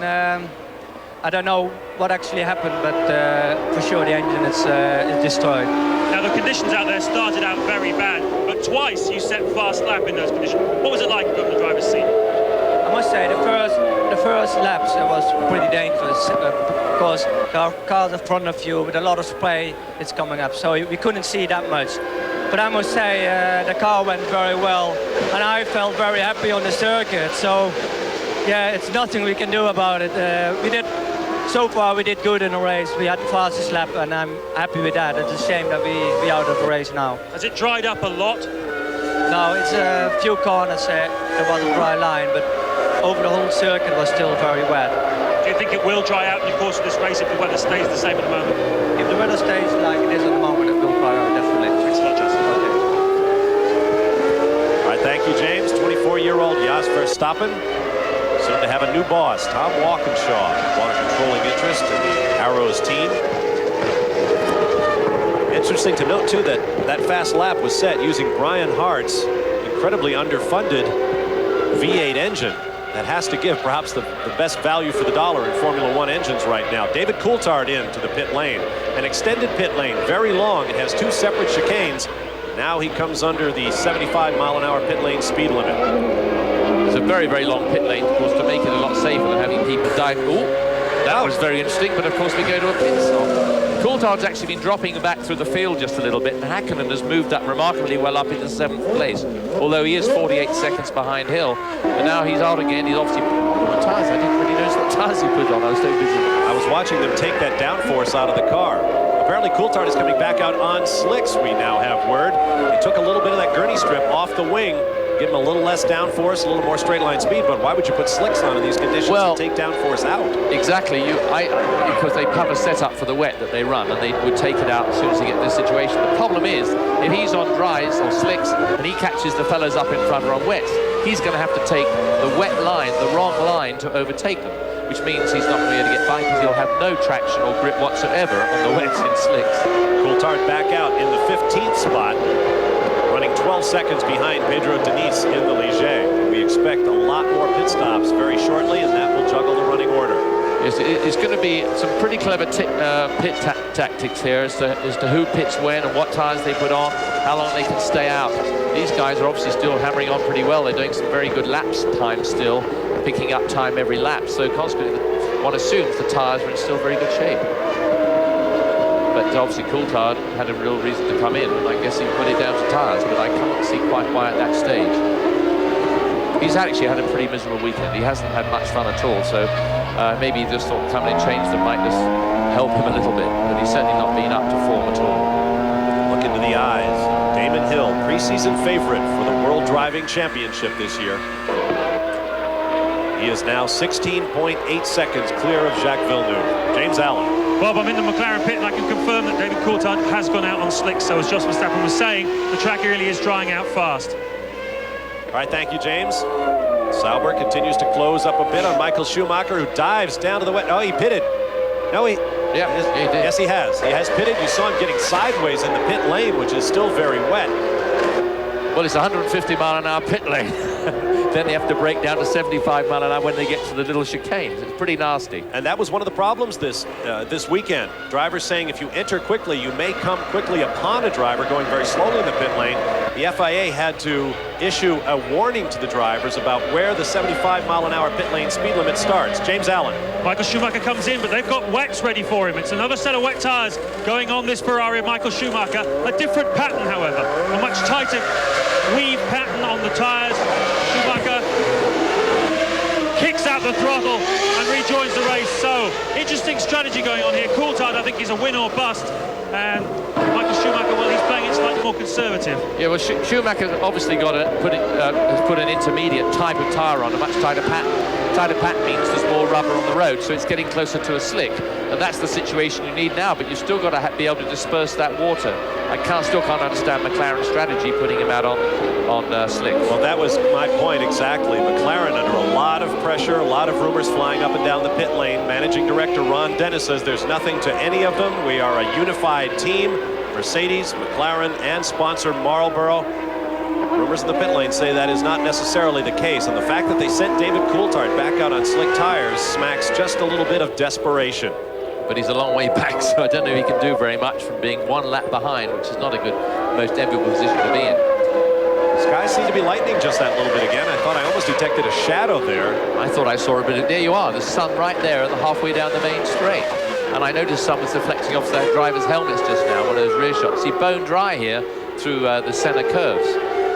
One thing you can't really see from these shots is just how steep and what a wonderful camber those center curves have. They're very important because they pour you onto the back straight section, which is very, very fast indeed. And you see the Sauber looking for water. I think Michael Schumacher, if that sun does come out, Schumacher will have reason to regret his decision to put on another set of wet tires. That's right, but as he came in the pits, I thought I saw the center of his rear tires were absolutely chewed away. It looked like a very deep black pattern down through the middle of the tire, but I don't know if James Allen saw anything of that. Michael Schumacher back out in, actually he came out in 9th spot, but he has slipped back now to 12th. Something might be wrong for Michael Schumacher. His last lap, very slow. I hope our Brazilian hosts will be able to pick up Michael Schumacher's car. He may be in trouble. As you take a look at the running order there, you see Schumacher 12th. In fact, if you notice, Coulthard didn't do a slow lap at all that last time. He did a 1:36, which is pretty good. It's as quick as anybody's going on their rain tires. So that's the first indication. Oh, somebody's had a real moment there. Well, Verstappen was already out, so that's Ricardo Rosset's car. He has been off the track, and you see he's torn the tires or the wheels off the right side. He's lost it on the main straight. I wish we could see where he is. No chance at the moment, but he really made a mess of that. The other young Brazilian now. Bright sunshine right there. Yeah, that's going to make such a difference. I mean, it's going to speed up the drying process so much more. What you can't tell is just how warm it is out there. Remember, the track was probably 130 degrees when we started started before the rain came. And now, we're overtaking a footwork. That's what's happening there. Oh, look at that move there. That was very dangerous indeed. That could have been so nasty as Lazy has a go at Villeneuve. Oh, he's going to stay. Villeneuve spins and he's off. He's out in the second. What a pity. That was such a pity, but it was inevitable. He's had it. He's had it. Well, he kept the fire lit, but he gets no grip at all in the gravel. His first taste. Oh, he's frustrated, to say the least. But this is first taste of sort of some real wheel-to-wheel interaction in World Championship racing. But he had plenty of that in IndyCar, so he knows what it's like. He's probably done it for a few people himself, but it wasn't actually, I don't think Alesi touched him. He just, poor old Jacques was out on the wet line, and Alesi was on the dry line, and of course, once he got on that heavy water out there, he was history. I think you can be sure of one thing. Jacques Villeneuve has learned a lot about racing Formula One cars in the wet today, and he will remember it. Olivier Panis in and out in 10.8 seconds, not bad. While we have the opportunity, here comes Jean Alesi to put a lap on one of the bright yellow 40 cars, running their first Grand Prix of the year. Here's another look at Alesi on the inside, Villeneuve on the outside. He obviously got held up by that 40 car, you see. So that made Villeneuve back off, lost a bit of motion. There he is, full opposite lock all the way around the turn, because he's just on the wetter line. There was just a centimetre or so of more water there, and that was it. Off he goes. There's no traction once you get sideways. Oh, Berger's out of it. Gerhard Berger has been backed into the garage in his Benetton. Alesi's still up there in second place, doing a great job. 17 seconds behind Damon Hill, and Barrichello he's already overtaken, but we didn't see that overtaking manoeuvre, unfortunately. You see Ricardo Rosset walking in. His race in front of the home fans is now run. The order is Hill, Alesi, Barrichello, Hakkinen, Salo, Brundle, Irvine, Frentzen, who has made his first pit stop and runs in 8th place. Villeneuve is now out of the race, so Schumacher moves up to 9th and he's to 10th. Back live at Sao Paulo, Brazil. 3 weeks ago, Damon Hill equaled his late father, the two-time world champion Graham Hill, for all-time wins with his 14th. Right now, he leads the Grand Prix of Brazil by the ever-expanding margin, now up to 17.5 seconds over Jean Alesi, looking for his second straight win and a commanding lead in the World Championship. Let's take another look at Jacques Villeneuve's Grand Prix coming to a close. A lot of luck on. because he was on the wet. There's nothing to do about it. And then, of course, once you're in the shingle or sand, there's nothing you can do there either. Fortunately, he was going backwards. If only he'd been going forwards, he could have probably kept the motion going. But, of course, going backwards, you can't just select reverse gear like you can in a regular car. Let's get down to James Allen. Benetton pit with Gerhard. What happened? Was 11K snow so it didn't work well. We tried to do the best. In the afternoon was the same again, and some funny cut-offs, and then the engines just stalled all the time. The conditions, they look really awful, but they've been drying out recently. I think now it's okay. The first laps was a bit dangerous. A couple of laps ago we saw David Coulthard put slicks on. Is that mad or is that inspired? No, there's no way slicks. No way. Somebody putting on slicks on these conditions, there's no way. Thanks a lot, Gerhard. Very interesting to note that Mr. Alesi has just pulled 2 seconds off Damon Hill in the last 2 laps. And he's down to 15 seconds, whereas it was 17 seconds when we came back there from the break. So he's really going for it. Barrichello is dropping back by another 4 seconds, and Hakkinen leads another group, which are at least 49, 50 seconds behind. So it's a long way back to the second group, but wonderful to see the way Alesi suddenly got motivated and is motoring on. This suggests that most of the teams are on a 1 pit stop program. Barrichello, even though the tires might be going away, causing him to slow down, still trying to get all the way to his refueling window before he comes in. 30 laps now complete of 71 scheduled. We approach the halfway mark with Damon Hill out front by 15.4 seconds. Jean Alesi second, Rubens Barrichello third, then Mika Hakkinen nearly 30 seconds behind Barrichello in fourth. Mika Salo runs fifth, just half a second behind his Finnish countryman. Martin Brundle in the sixth and final points-paying position. Meanwhile, Alesi takes another second off Hill on that lap. He's really winding him in very, very fast indeed. I'm sure Hill's well aware of it, but very difficult situation to be in is when it's wet and dry and the fella behind starts to put pressure on you, and it happens to be Alesi as well. Oh, and we have one of the McLarens off the road. Well, Coulthard. That's David Coulthard, who only got 2 laps in the warm-up before his engine cut out on him. And now his engine is running, but he has no grip in the wet grass. Because he has slicks on, rather than wet. His teammate, Mika Hakkinen, heads for the pit lane. Coming in at a 75-mile-an-hour maximum. I wonder which tyres he's going to put on. Looks like they're slicks as well. See from the overhead camera. They're wets. He's putting wets on, or the intermediate.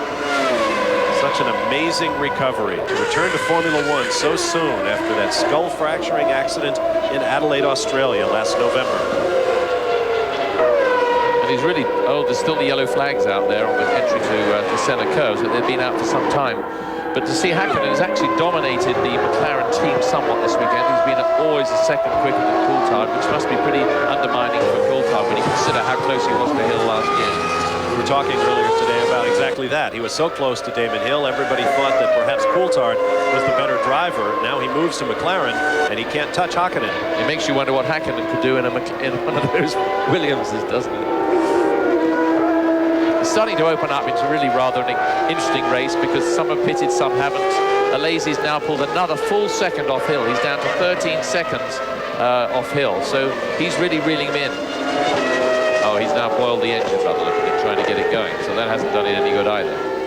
There's a lot of steam coming out the back. See from the tire tracks, he got to that position sideways, and it appears that David Coulthard is done. Tough break for the Scotsman. Look at that. Look at that overflow pipe. It's actually pumping. The engine stopped, and it's pumping out the temperature, pumping out the heat. Look at that steam. You have an engine that revs to 16,000 RPM, more than 240 RPM per second. It gets warm, and it uses a lot of coolant. We'll be back with 40 laps to go. Back in South, having gotten around Jean Alesi, who spun on the wet surface. He must have spun. He has not pitted. We have not seen him. You see Barrichello scrabbling for grip. Yeah, I mean, greatest Grand Prix drive he's had in a long time. It'd be wonderful for him in front of this crowd. I'd love to be able to hear the crowd, because I'm sure they're waving their programs and shouting for him as they were in qualifying. But obviously, suddenly Alesi lost 5 seconds, and that's a lot. So he must have had a lurid moment somewhere. Benson & Hedges sponsorship will allow Eddie Jordan's team to field a proper test team for the first time, as you see Ukio Katayama in the Tyrrell pits. He was in a battle with Martin Brundle for 10th place. He is now pitted from 11th. Olivier Panis moves up to take that position. Well, Rubens Barrichello with some clean racetrack. He is 16.7 seconds behind race leader Damon Hill. James Allen is in the pit lane. Well, Bob, I think it's pretty obvious by now that Williams are on a one-stop strategy. They put enough fuel in at the start to see them through to the possibility of doing this, and that does look very much like what they're doing. Now, the Benetton boys were all expecting Jean Alesi, but it seems like he's spun and has carried on. Now, a little bit of confusion in the Benetton pit about what's going to happen here, but obviously Alesi very unlucky to have done a 1:47 that last lap. Alesi is rolling once again. He has taken half a second off of the more than 5 seconds he trailed Rubens Barrichello by, so he is obviously back on the racetrack and going strongly. Meanwhile, Damon Hill approaching the halfway mark in this race, obviously on a one-stop strategy. It appears that his wet weather rubber has held up rather well. He is lapping at 136.9, faster than anybody else on that last lap in the top 10, with the exception of Jean Alesi in third. Interesting to see that Eddie Irvine is running exceptionally well in 5th place, if not a long way back, and he's actually lapping in the same times as Schumacher, who's on the intermediate tyre. That's assuming that they started on the same tyres at the start. Blue flag being waved there, just to indicate to the car in front that there's a faster car approaching and you better move over. And here we have Barrichello in the pits for tyres, I assume, and fuel.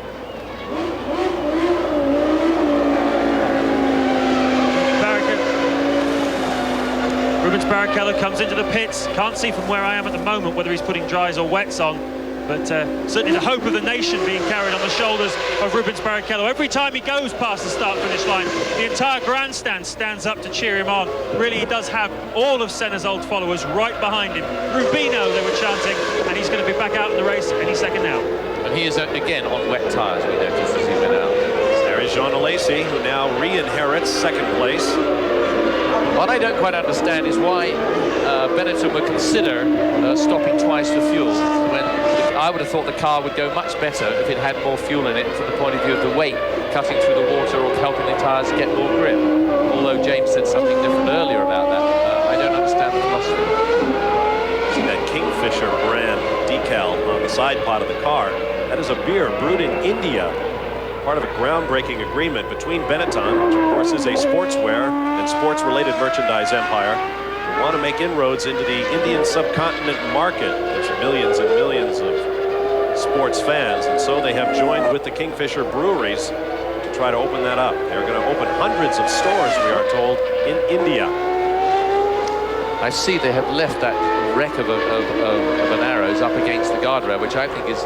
I don't agree with this stuff of leaving a car up against the fence like that. I think they should take it away and keep it out of harm's way, because how ridiculous when one of these fellows gets out of control himself and instead of hitting the fence goes and hits a parked car on the concrete or on the asphalt. That to me, I just don't understand all the safety features that we have to contend with in Formula One. You get fined if you don't put the wheel back on again after you've spun off, so that they can push the car away.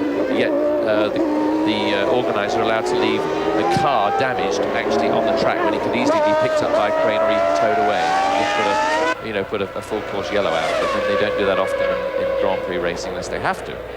Eddie Irvine brings the number 2 Ferrari into the pits. 75 miles an hour, dips into the Ferrari pit area. Those little tabs on the ground dissipate static electricity as the car comes in.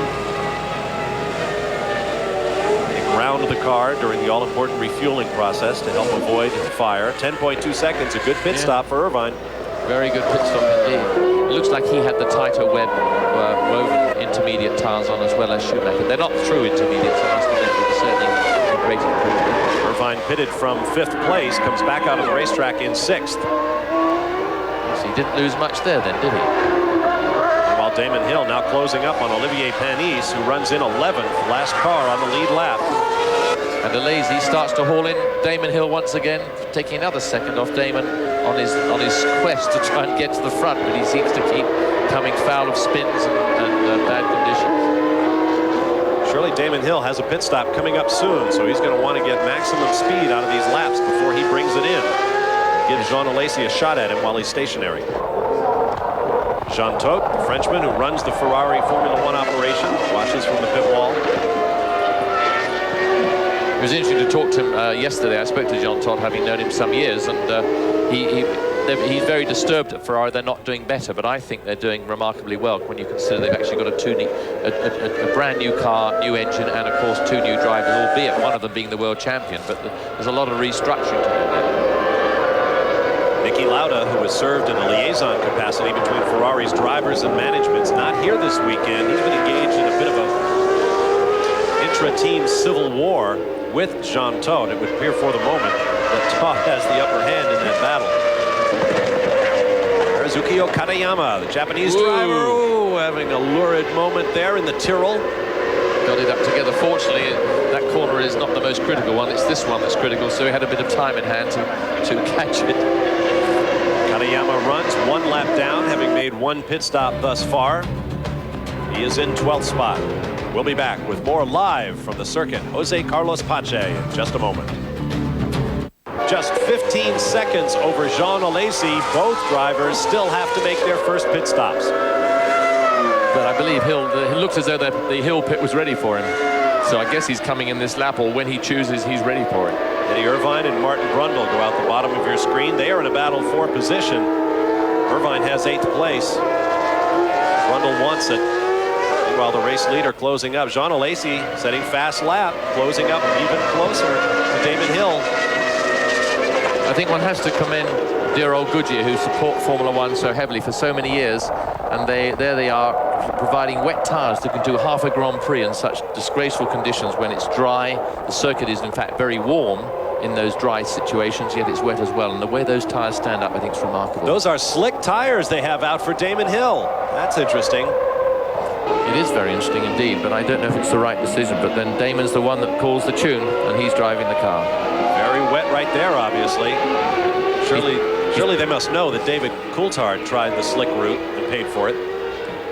Yeah, I mean, we're sitting in here, we can't see the sky, so I just don't know whether it's wet. You know, there's wet clouds coming, but it's pretty brave. Damon can look up and see the clouds, that is for sure, so he's calling it, and I guess he's making the right move, as long as he's sure about it. He heads for the pit lane, does he? No, he goes by again. They may have told him slicks, and he said no. Now, what he's also probably thinking is the longer I can stay out, the drier the track's going to get, and therefore the dry tyres are going to be more this looks interesting. The dry tyres are going to be more valuable. It's like Pedro Denis, I believe. Yes, it is, in the Ligier. Rumors have it that French Minister of Sport and former Olympic high hurdler Guy Drew is trying to put together an all-French consortium to reclaim ownership of the Ligier team. That looked like fire extinguisher. It did. It looked like we got foam everywhere. Yeah, it really did. See, it's still wet through there.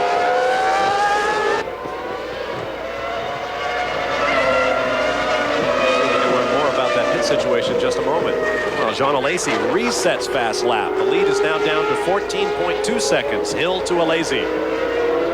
All of the other cars all the way back to 14th place have made at least 1 pit stop. In fact, Heinz Alfredsson's been in twice. He is 2 laps down in the Sauber, running 13th. Some problems for him. Hill is right behind Irvine, which is interesting because our chart doesn't show that he's anywhere near Irvine as far as laps being lapped, but maybe Hill's overtaken a lot of people in the last couple of laps, but they haven't picked it up.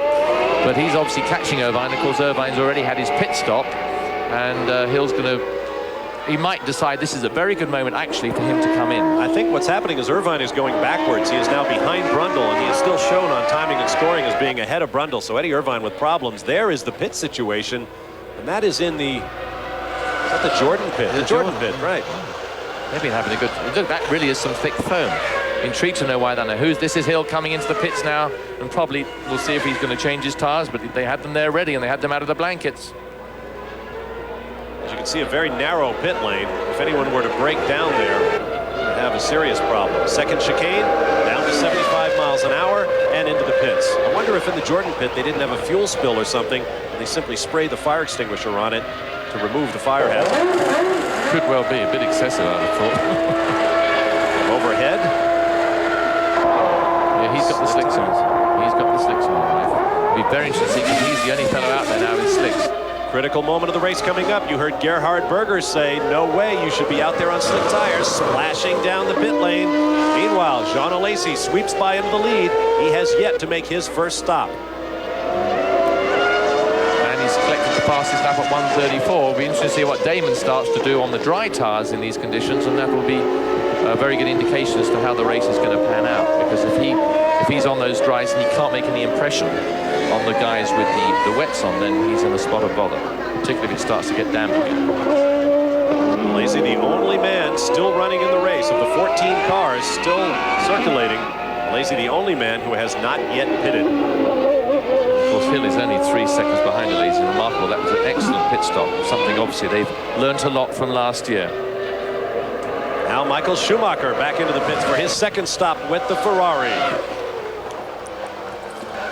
Bob, high drama down in the Williams pit at the time of Damon Hill's stop. One of the mechanics obviously taken ill. I didn't see whether he fell or he inhaled something, but completely blanked out. And the hospital guy from the medical centre just behind the pit lane came with a big chair, stretching him out, and he's gone straight to the medical centre. We don't know what his name is or what's wrong with him at this time, but it was exactly at the moment when Damon Hill came in to make his stop. 30 laps remain, well into the second half of the race, and out comes Michael Schumacher. Did he pick up? Sorry, I'm sorry. Did he pick up dry tyres? To look closely. I think he did. Lacy's going down the outside on the wets. Very interesting indeed. But yeah, I don't think these. Oh dear! But obviously Schumacher is on slicks because you can see the shining black surface. Lacy made a very brave move there. It's going to be interesting just to see how well. He's streaking away from it. Shows how damp it is out there still. Exactly. Michael Schumacher could not respond because he had the slick tires on. Yeah. Reports from the pits are that the mechanic taken ill in the Williams pit, suffering from a diabetic seizure of some sort. James Allen will keep tabs on that. Meanwhile, Michael Schumacher in the Ferrari with the V10 engine. He is using last year's gearbox, however, as he battles with the Lacy, looks for a way by. Still too damp. But of course, as he took a look, he got on the damp, and he's really damp through here, so he's going to find it a big problem getting through here to get past him. He's got to wait to the main straightaway. They've had problems with the new gearbox cracking, so they mounted the 1995 gearboxes onto the 96 engines. And I've had no problems. Absolutely. Oh, look at that. He's having a go on that damp there. But he's got to get him onto the straight. He'll get him from now on. And Lacy heads for the pits. So again, the race leader pits. Damon Hill will assume the lead. We assume, even though he is 25.5 seconds down. So now, Damon Hill and Michael Schumacher are on slicks. We assume Jean Alesi will come back out on slick rubber. Down to James Allen. A curious light falling over the pit lane now. The sun is shining, the water is still on the surface, but slick tyres being prepared for Jean Alesi, who skids as he stops. The mechanics go to work, the fuel goes in, and the slick tyres go on. And of course, remember Alesi's performances in the past on a half-wet track on slick tyres. One thinks of Magny-Cours back in 1991, but he almost won the race. And also Nürburgring last year, where he stayed out on slicks longer than anybody else in the rain and very nearly won the race there. Absolutely incredible driver in the semi-wet, Jean Alesi. And well, with the weather conditions the way they are at the moment, it's sometimes the sun comes out, sometimes it starts spitting again. This really is one of the most curious days I've ever experienced. Ooh. Schumacher and his teammate Eddie Irvine going wheel to wheel. Side to side. Eddie doesn't want to let him by, but he's going to have to. Yeah, he's got to let him. Good boy, Eddie. Good Once man. he realized who it was, he was prepared to let his team leader go through. Meanwhile, Damon Hill on those slick tires just set fast lap of the race by a cool 6 seconds. We are down to 129.4. Hill absolutely romping around the track. There he is, stepping gingerly on that wet surface with those slick tires, but he is in full tilt mode now. Back on to the dry parts. We'll be back with more live from the Grand Prix of Brazil. Apollo into the pits and out on slick tires comes Ruben Barrichello, who pitted from third place behind Damon Hill and Jean Alesi, just ahead of Michael Schumacher. Here comes the race leader Damon Hill, who has knocked fast lap down to 128.6. We are all set for the Women's NCAA College Basketball Championship. It will be an all-SEC affair. Tennessee and Georgia coming up tonight, 6:30 p.m. Eastern Time, 3:30 Pacific from Charlotte Coliseum, only on ESPN. Back in Sao Paulo, we are getting a furious run of pit stops now. Saw Eddie Irvine in. And out. Florid trip out of the pit lane. He has mechanics running. While Mika Hakkinen has been in and out of the McLaren, everybody now getting on to slick tires, and with good reason. times are plummeting as the track continues to dry. It is Hill, Alesi, Barrichello, Schumacher, Brundle, Salo, Hakkinen, Irvine, Panis, and Diniz, your top 10. Pedro Lamy, Ukio Katayama, and Luca Badua, the only other car is still running. It's interesting to notice that Alesi's about just a fraction, like 1/10 of a second slower on his last lap than Damon Hill. They're, of course, still 7 seconds off what they did during practice and during warm-up. One can't really relate to qualifying, although that was only a second or so quicker. But everybody's up there. Schumacher's just got quickest lap of the race with a 1:26. Just shows how well Schumacher goes in these slightly trying conditions when he gets the bit between his teeth. So he's actually lapping 1.3 seconds quicker than anybody else. We see Martin Brundle bringing the other Jordan in. It's been a great weekend for Jordan thus far. He's going to come in for some slick tires as well. In fact, everybody will. They've got to. In his 145th Grand Prix start without a race victory.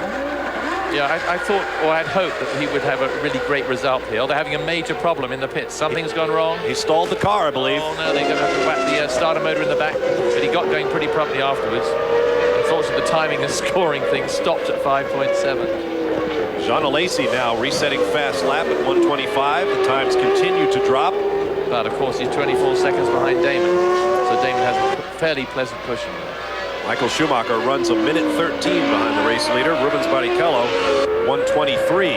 So he is less than 10 seconds behind Schumacher for third. Martin Brundle had his problems. He will be dropping down just a little bit. Mika Hakkinen will likely move up into the 6th spot. We'd love to have seen Barrichello get up on that podium at the end there, but he's a little bit out of touch at the moment, but there's still quite a way to go. Best performance by the Jordan team, Canada, a year ago in Montreal. Rubens Barrichello and then teammate Eddie Irvine finished second and third behind Jean Alesi in his debut Formula One win. His maiden win, I should say. Jean Alesi coming up on 100 career starts in Grand Prix racing, which is hard to believe. I remember him in the Tyrrell on the streets of Phoenix. His very first race, as I recall, was the Grand Prix of Spain at Jerez.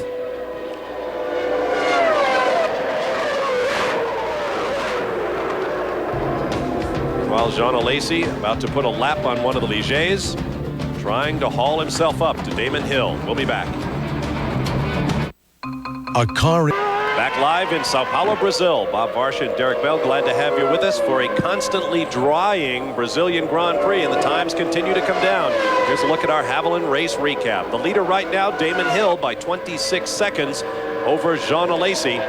Hill has led since lap 43. In fact, he has led all but 3 laps in the race thus far. We've had 2 lead changes between a pair of drivers. We have a long list of cars and drivers out of the race. At this point, 13 cars remain in, including both 40s. Meanwhile, Rubens Barrichello has made use of his new slick dry weather tires to reset fast lap, now at 123.8, very close to the race lap times we would have expected had this race run dry from the beginning. That is a remarkable time when you think that Damon's been out there for 10 laps running around on these dry tires, slick tires, and then Barrichello gets out there, and then a car that we know isn't as quick as the Williams goes and slaps in the same time. Very, very impressive indeed. Rubens Barrichello, you see him right there in the Jordan Peugeot. Born just a few miles from this racetrack, grew up within sound of the Grands Prix that were held here in his youth, but he had never driven here until he came in a Formula One car. Of course, he did it at a very early age. He's still only 23 years of age, and he has 50 Grand Prix under his belt. Very, very, very pleasant young man, I must admit. He's very accessible to all the press and the media, a really charming fellow. It's great to see him doing so well, and it was lovely to see that smile on his face from the time he did a good time in practice yesterday, the time he did in qualifying, and even this morning with the pressure of a Grand Prix coming up, he had a smile and a word for anybody. It was wonderful to watch. Alesi now clocks in the quickest lap at a 23.7, which is just 2/10 quicker than Hill. Schumacher, of course, is being hauled in by Barrichello, who just put in the fastest lap of 23.271. So these guys are really going for it. But of course, we mustn't forget the track isn't totally dry, so therefore every lap they're going to go just a tad quicker.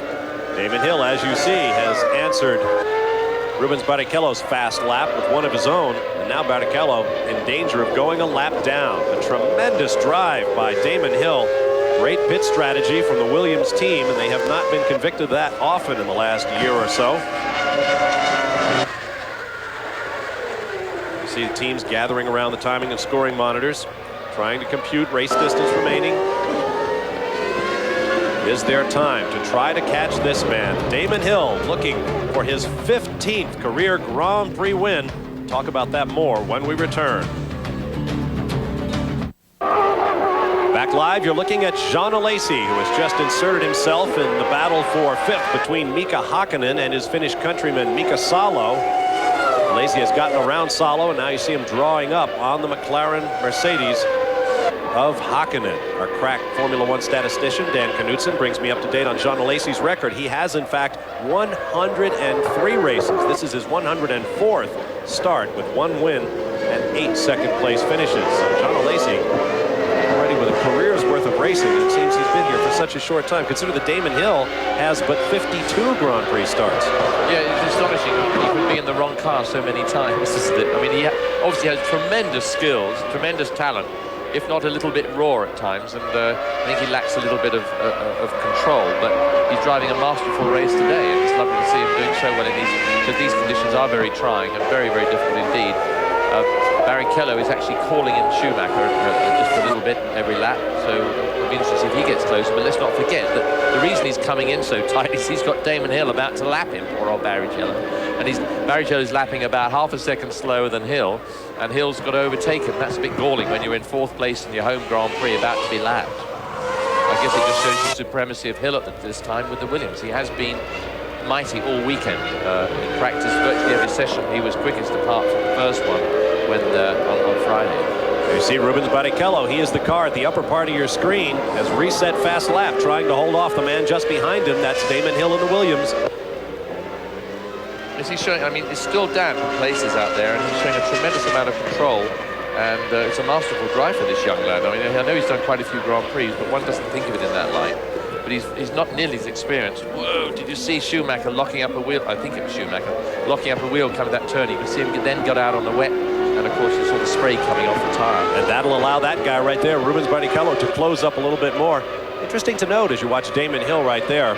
Schumacher, for all of the accolades we've given him in the last couple of years of his world championships, certainly he deserves them, but when you look at winning percentage, he actually is not as sharp as Damon Hill. This is the 71st Grand Prix start for Michael Schumacher. He has 19 wins. Damon Hill is in only his 53rd, and if he wins it today, it'll be his 15th win.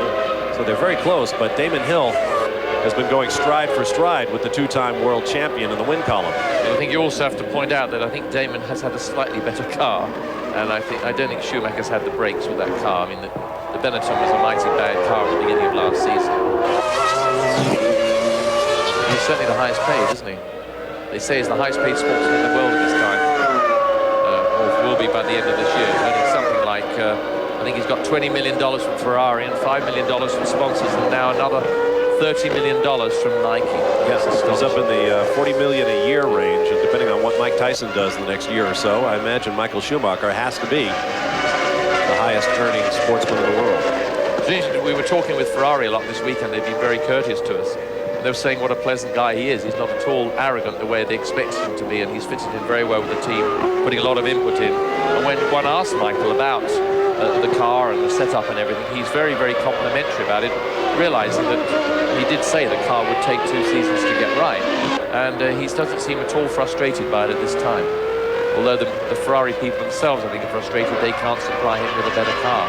Schumacher getting up very wide there and actually kissing that white line, and one must remember the water does not permeate those white and yellow lines, so the water stays on the surface, and that isn't a nice thing for a driver. If he just happens to catch a bump under braking and catch that white line, he's going to have a bit of a problem controlling the car, or bring it under control. Eddie Irvine put probably the proper perspective on Michael Schumacher's contract and his career with Ferrari. Says if the car doesn't work, Michael's done in 2 years, and he's got $50 million in his pocket from Ferrari, so what's he got to worry about? Yeah, but we discussed it with Michael yesterday and said, you know, why was he out there driving on a team that he can't win with? And he said, well, my life's full of challenges. It's the day of go-karts and karting, and I love it. So I guess that's it. And I suppose if you're earning that sort of money, it is a bit of a buffer and does soften the blow somewhat when you go home in third place. He hauls Ferrari up to the top of the podium again. There will be no limits to his I believe marketability. If anybody can do it, he can. I think he's got the mentality, the fitness, the drivability, and he's certainly a brilliant man. I was about to say there'll be no limit to his popularity, but that's actually not quite true. Michael Schumacher is not as popular as you might expect a Ferrari-mounted world champion to be. In fact, hanging on the fence just across from our announce position, just to the left of your screen as the cars make their way around the infield portion, is a banner that must be 50 feet long, written in English, that says, "We hate Schumacher." It has a big Ferrari logo at the end of it. So, yeah, that's unfortunate. It's a pity people have to do that, because I don't see how you can ever hate any driver. He's done nothing wrong by anybody.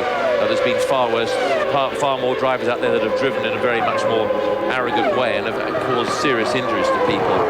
So I think it's very unfair for people to write that. But then we have a very, let's say, emotional public here in Brazil. the train continues to close up. It's an interesting one. Schumacher trying to hold off Barrichello, who in turn is trying to hold off the race leader, Damon Hill. Stand by for more live from Brazil. Don't forget, if it has wheels and it goes racing, you will see it on RPM tonight on ESPN. Now, I want to correct something. Monday night's edition with John Kernan from Charlotte, North Carolina will be at 6 p.m. Eastern, not 7 p.m. as we said earlier. But the rest of the week, Tuesday through Friday, it will be seen at its normal 7 p.m. time slot. RPM tonight here on ESPN2. Here on the racetrack in Sao Paulo, Brazil, Damon Hill having things all his own way. He is now lapping in the 121 bracket, just behind Rubens Barrichello, who in turn is trying to overcome this man, Michael Schumacher, in the Ferrari. And passing maneuvers between Hill and Schumacher, should it come to that, have not met with universal success over the last couple of seasons, we might say. While we have a moment, let's go to the pit lane. James is standing by with David Coulthard. David, tough luck, a brave decision to go on slick so early. Well, it was kind of forced upon us because I made a mistake and had a spin and lost some places. So we thought as the track was drying, we'd get onto slicks early and get the early advantage, which started to rain again. So it didn't work out, and then eventually I had a little spin and got stuck in the grass, and that was it. Are you beginning to feel more at home now within the McLaren organisation? Well, yeah. Every lap I do for the team, then you get to know a bit more. But ideally, I need to finish a race to really know what it's like driving for McLaren. Thanks a lot, David. Best of luck. Okay, thanks. Best of luck indeed. What are you laughing at, partner? I just love the expression on his face. I thought he was a killer. I mean, what a lovely question. And the poor guy was choked. He was surrounded by McLaren personnel. This is really exciting, this little bit here, although they're not doing much apart from driving as brilliantly as they possibly can. You've got Schumacher, who's got Barrichello behind him, and of course Hill, who's the leader, about to get a lap ahead of Barrichello and then trying to get a lap ahead of Schumacher. And that must be very galling for the two-time world champion. 4 cars remain on the lead lap. You're looking at 3 of them. Schumacher runs third, Barrichello fourth, Hill first. The only man we're missing is Jean Alesi, who is 26 seconds behind Damon Hill as they come around to complete lap 58. And strangely enough, Alesi is the one that is continually going quicker than Hill on nearly every lap. He's down to the fastest lap of the race, I'd say, at a 1:21.9. Now, earlier in the race, Heinz-Harald Frentzen in the Sauber Ford was battling with Schumacher and Alesi on the racetrack, but he is out of the race. James Allen, can you tell us why? Yes, the engine seized, Bob. They called him in. They could see the power decreasing the whole time, and then finally they just switched off when he got into the pit lane. A real shame, because Frentzen certainly was a factor in the early laps, but he's just having a massage at the moment, and I'm hoping I should be able to catch a word with him fairly shortly. Might catch a massage of your own if you play your cards right. If you notice, Alesi there got a 1:21.8. Barrichello under a lot of pressure, although he isn't really, but the pressure is trying to catch Schumacher, and he's trying not to worry about Damon, who's trying to get by him. But he went very, very wide on that tight left-hander back there. This could be the pivotal moment of the race approaching as Damon Hill tries to figure out what to do with Jean Alesi. As you mentioned, Derek, Alesi has now turned fast lap of the race. He is now just 25 seconds even behind Damon Hill. And with roughly 12 12 laps to go in this race. It doesn't leave Alesi a lot of time, but Hill cannot waste time running behind these two. Damon, if he really uses his head, and I think that's what he's doing and has been doing last in Melbourne and then again here, is he can actually quite happily stay behind these two and not get involved in their dice at all, and therefore not get in a situation where he may well have an incident. He doesn't. The times don't really matter right now. He's 25-second buffer, and there's only 12 laps to go. Well, I suppose that is 2 seconds between them at the moment, but yeah, in one respect, I suppose he has got to pull his finger out, but of course he's urging Barrichello along, and if they can keep them moving fast, he should be safe. But to get by both these two is going to be quite a problem, as you can see. He's not finding it easy. Michael Schumacher picked up a new member of his family this weekend. His wife Corinna was walking through the paddock, came across a lost and battered puppy. She took it to a local veterinarian to have it tended to, had it given it shots, and they plan to take the puppy back to Germany with them. Alesi currently holds the quickest lap of the race. Alesi is lapping 1 to 2 seconds per lap faster than Damon Hill. Now you see slower traffic just ahead, one of the 40s. Still out there pounding around. That's Luca Badois. Andrea Montermini is out of the race. In the most unlikely scenario, but say this little group did stay as they were and did help Damon lose time. And Alesi did catch up. It got one hell of a punch up towards the end of the race, as all four were there with Alesi with them. Here we go. Oh, Schumacher backed out. Give him. Oh, and he's gone wide. He does that so many times. He did in the wet time after time. Rubens Barrichello has got to be getting tired of that move. Yeah, he knows that line though, doesn't he? But he still keeps taking it. What's amazing though, there is a very bad bump at the end of that straightaway, and what, as I said before, you cannot see is as you turn left down into. Oh, he's lost it. Barrichello's lost it. Oh, he must keep it going. No, that is tragic. That is tragic. Oh. After all that, the guy was set to be a Brazilian here. He's still going to be a hero, but my goodness, that was so sad. Right at the end of the braking area, out flicked the tail, and that was it. Oh, he must be heartbroken. He's driven so well. I'm just thinking he hadn't really put a foot wrong, but he was obviously getting a bit ragged because we saw it on the end of the back straighter into the center S's. So that's put Schumacher much more at ease, I'm sure. But that was very, very unfortunate. He's had a wonderful drive, and I was just thinking how disciplined a race he had run so far. Beautiful run he'd made. Now we've got the exciting part of seeing, oh, here we're going to see it again. Same place David Coulthard went off. The back really snapped around. The back really snapped around. Interesting though, I was talking to Martin Brundle before the race, and he said that once these cars get out sideways, they really do break away quickly. I think you saw it there. I mean, as soon as he got it sideways, there was no correction at all. Could do nothing about it. You can't say that it was wet out there. Even in slow motion, it's incredible how quickly this car steps out on it. I thought he might have just touched the white line.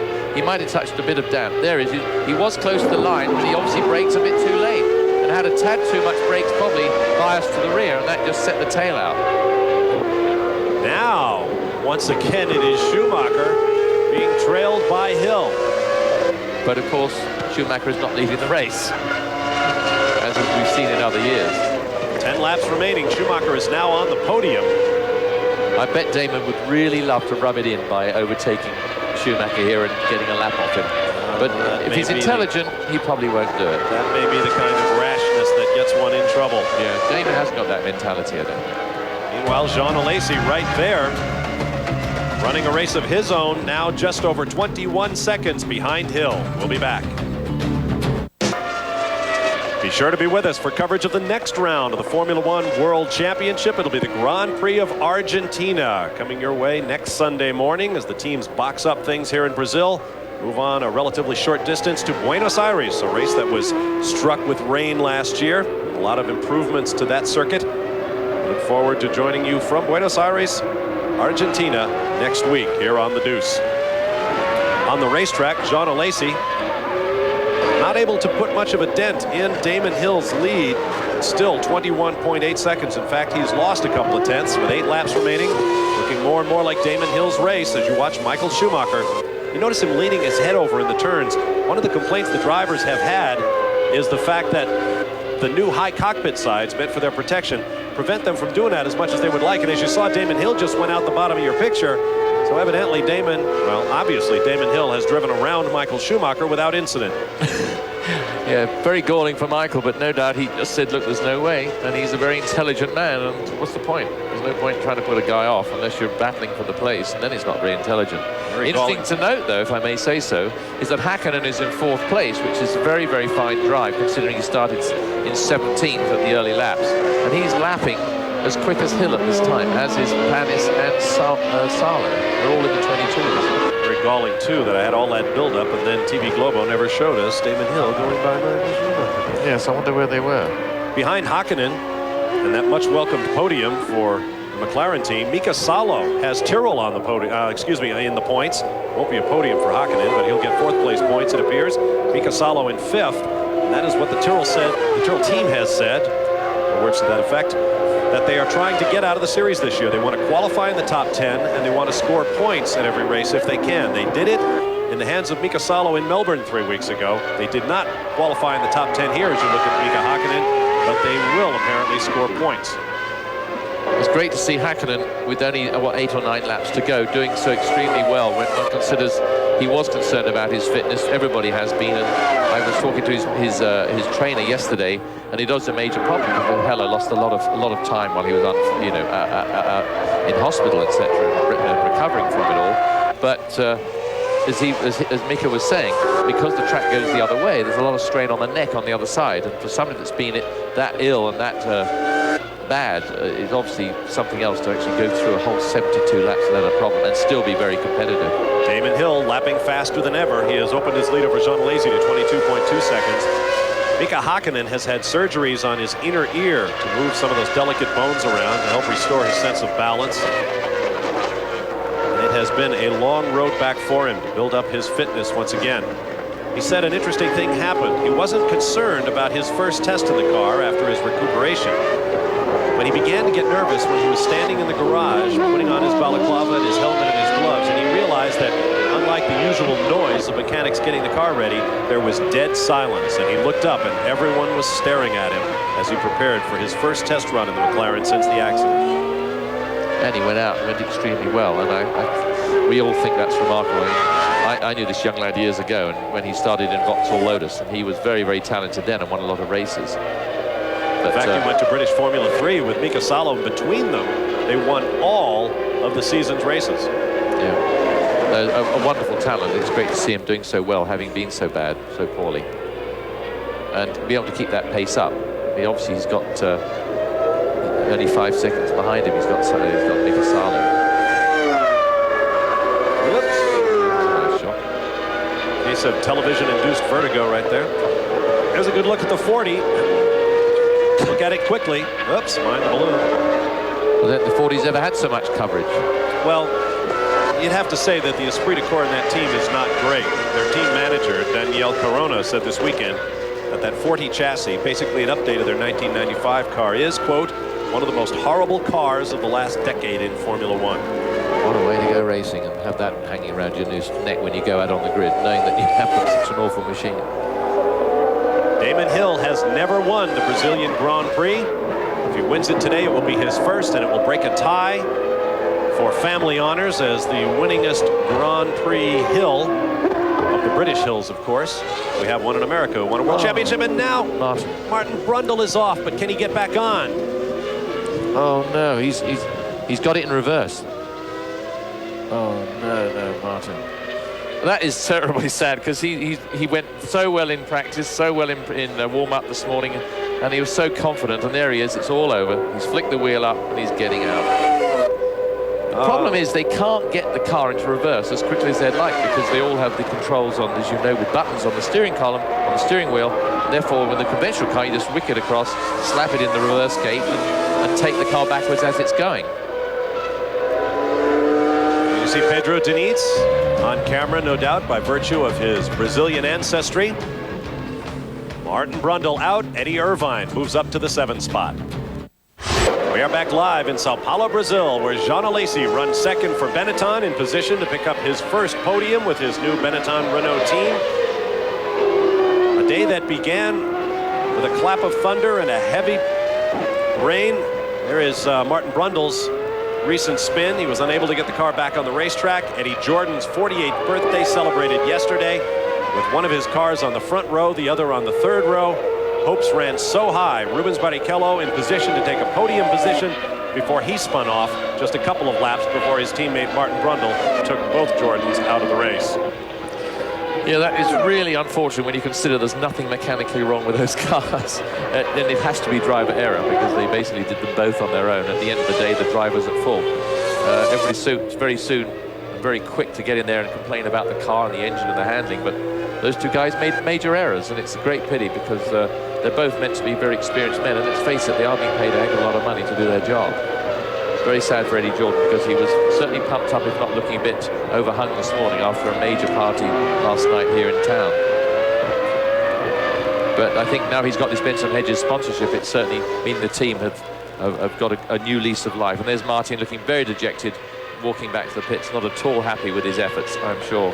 Damon Hill cruising on to what must be probably one of his greatest drives, in my opinion. Totally controlled in all the conditions, pouring rain, drying conditions, waiting out there until the last moment, coming in and putting slick tires on, and then just going through and lapping virtually everybody except for second place man Alesi, who's also drove an excellent race. For Hill, with 2 laps remaining, should he take it, it would be his 15th career win. For Jean Alesi, his first podium for Benetton. For Michael Schumacher, his first podium for Ferrari and the second in a row for the team, following up on Eddie Irvine's 3rd place in the season opener at Melbourne. But Schumacher is a lap down, and so the smiles will be a little bit forced in the Ferrari garage. Mika Hakkinen in the points, as is Mika Salo, his Finnish countryman, but not his closest friend, it should be said.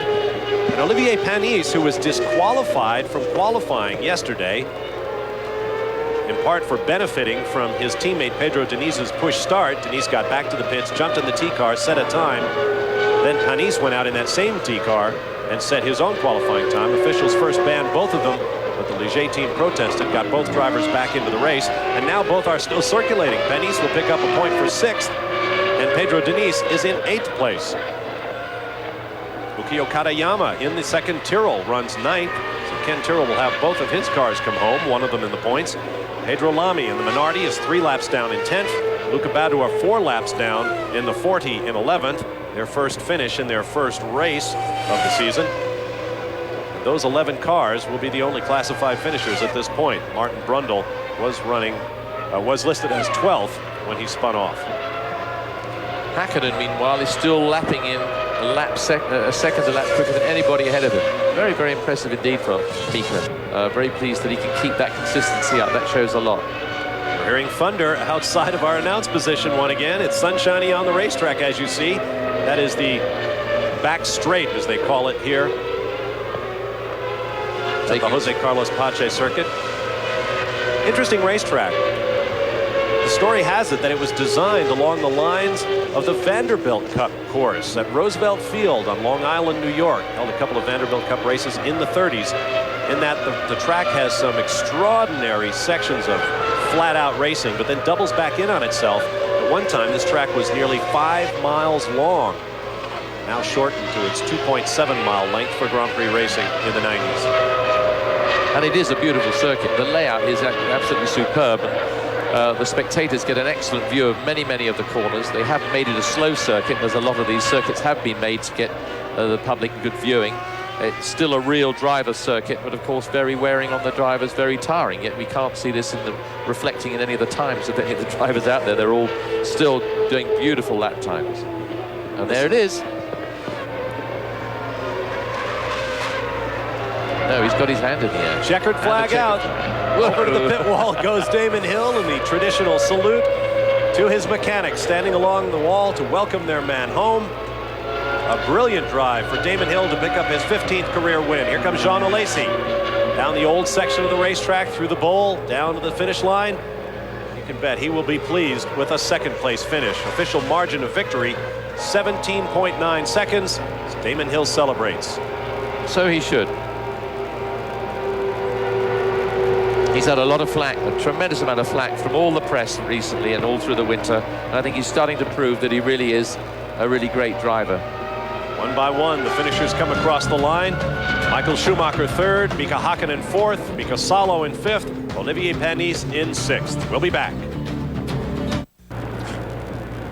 Back live in Brazil. You see our World Feed graphics pointing out the first 4 cars out of the race. We'll give you a look at the results as we have them. Damon Hill, the victory over Jean Alesi. Michael Schumacher third, followed by Mika Hakkinen, Mika Salo, Olivier Panis, each with his own story to tell. Eddie Irvine winds up in 7th in the second Ferrari, followed by Pedro Diniz, Ukio Katayama, and Pedro Lamy rounds out the top 10 for Minardi. Luca Badois finishes 11th. It was a race full of attrition. It began with a heavy downpour, but the track dried, and through it all, through desperate conditions, Damon Hill proved he belongs on the top step of the podium. See him pulling into Parc Fermé. There's Michael Schumacher. No apparent sign of recognition between the two fierce rivals as each climbs out. There is Jean Alesi. Charlie Whiting, the man with the blue shirt on, is the chief scrutineer and race director. Here they go. Tyrrell of Mika Salo. 85th win for the Williams team. Damon Hill has had a hand in 15 of them. A look at driver points. Damon Hill with 2 straight victories has a perfect 20 points on the season, and it's going to be difficult for anyone to catch him given the way he is driving and the way the Williams car is racing. In the Constructors' Championship, Williams Renault team once had the world title. They want it back from the present holders, the Benetton Renault team. But there is a long way to go with 2 rounds complete of 16 in the globe-trotting Formula One Championship for 1996. Derek Bell, your final thoughts. Well, I just think it was an excellent race from Damon Hill's point of view. I mean, as I said just before, I think the way he proved himself after all the comments he's had during the winter and the end of last season, he's proved himself to be a really great, stable, competent driver. And although we know he's got the top car, the way he controlled it today and kept everybody behind him was excellent, and it was great to see him there. Hope he can have more confidence in future. Up on the podium, Pele will be participating in the awards ceremony, a great ambassador for the sport and for his nation of Brazil. James Allen down in the pit lanes. It's been a long day for you. Are you dried out yet? No, I'm not quite dried out, but it has been a most extraordinary day weather-wise, but a great day for Damon Hill. Didn't put a foot wrong all day, and so many other people that are very highly regarded have spun off the track today. I think maybe Damon's proved a few more critics wrong. His 15th Grand Prix win. As he got out of his car, he looked at me and he sort of counted in his fingers, and he looked, is that 15 now? I said, yeah, 15. So, wow. A great day indeed for Damon Hill, his wife Georgie on hand to watch him win the race. Between them, they have 3 children. One of them, a young boy afflicted with Down syndrome. Damon is proud to organize fundraisers throughout the world on behalf of research to deal with Down syndrome. Great role model back in his native England. What about poor old Barrichello? I feel sorry for him. Poor Rubens Barrichello. A race that began with so much promise for the Brazilian. As Damon Hill takes the podium, we want to remind you that we'll be coming your way from Buenos Aires, Argentina, live on Saturday at 11 a.m., April 6th, with qualifying, and Sunday, the 7th of April, beginning at 11:50 a.m. Live coverage of the Grand Prix of Argentina. At the center of the podium, Damon Hill. On the left, Jean Alesi. On the right, Michael Schumacher. Still no handshake that we've seen between the 2 rivals. That's interesting. Oh, they did. But did they? Yeah. Oh, I must have missed it. Yeah, they did. God save the Queen. Planes for Damon Hill, as it will for the Williams team, being based in England. Coming up next here on The Deuce, the Barber Dodge Pro Series. I'm Bob Varsha for Derek Bell and James Allen. Thanks for being with us. We'll see you next week from Buenos Aires. So long for now from Sao Paulo, Brazil.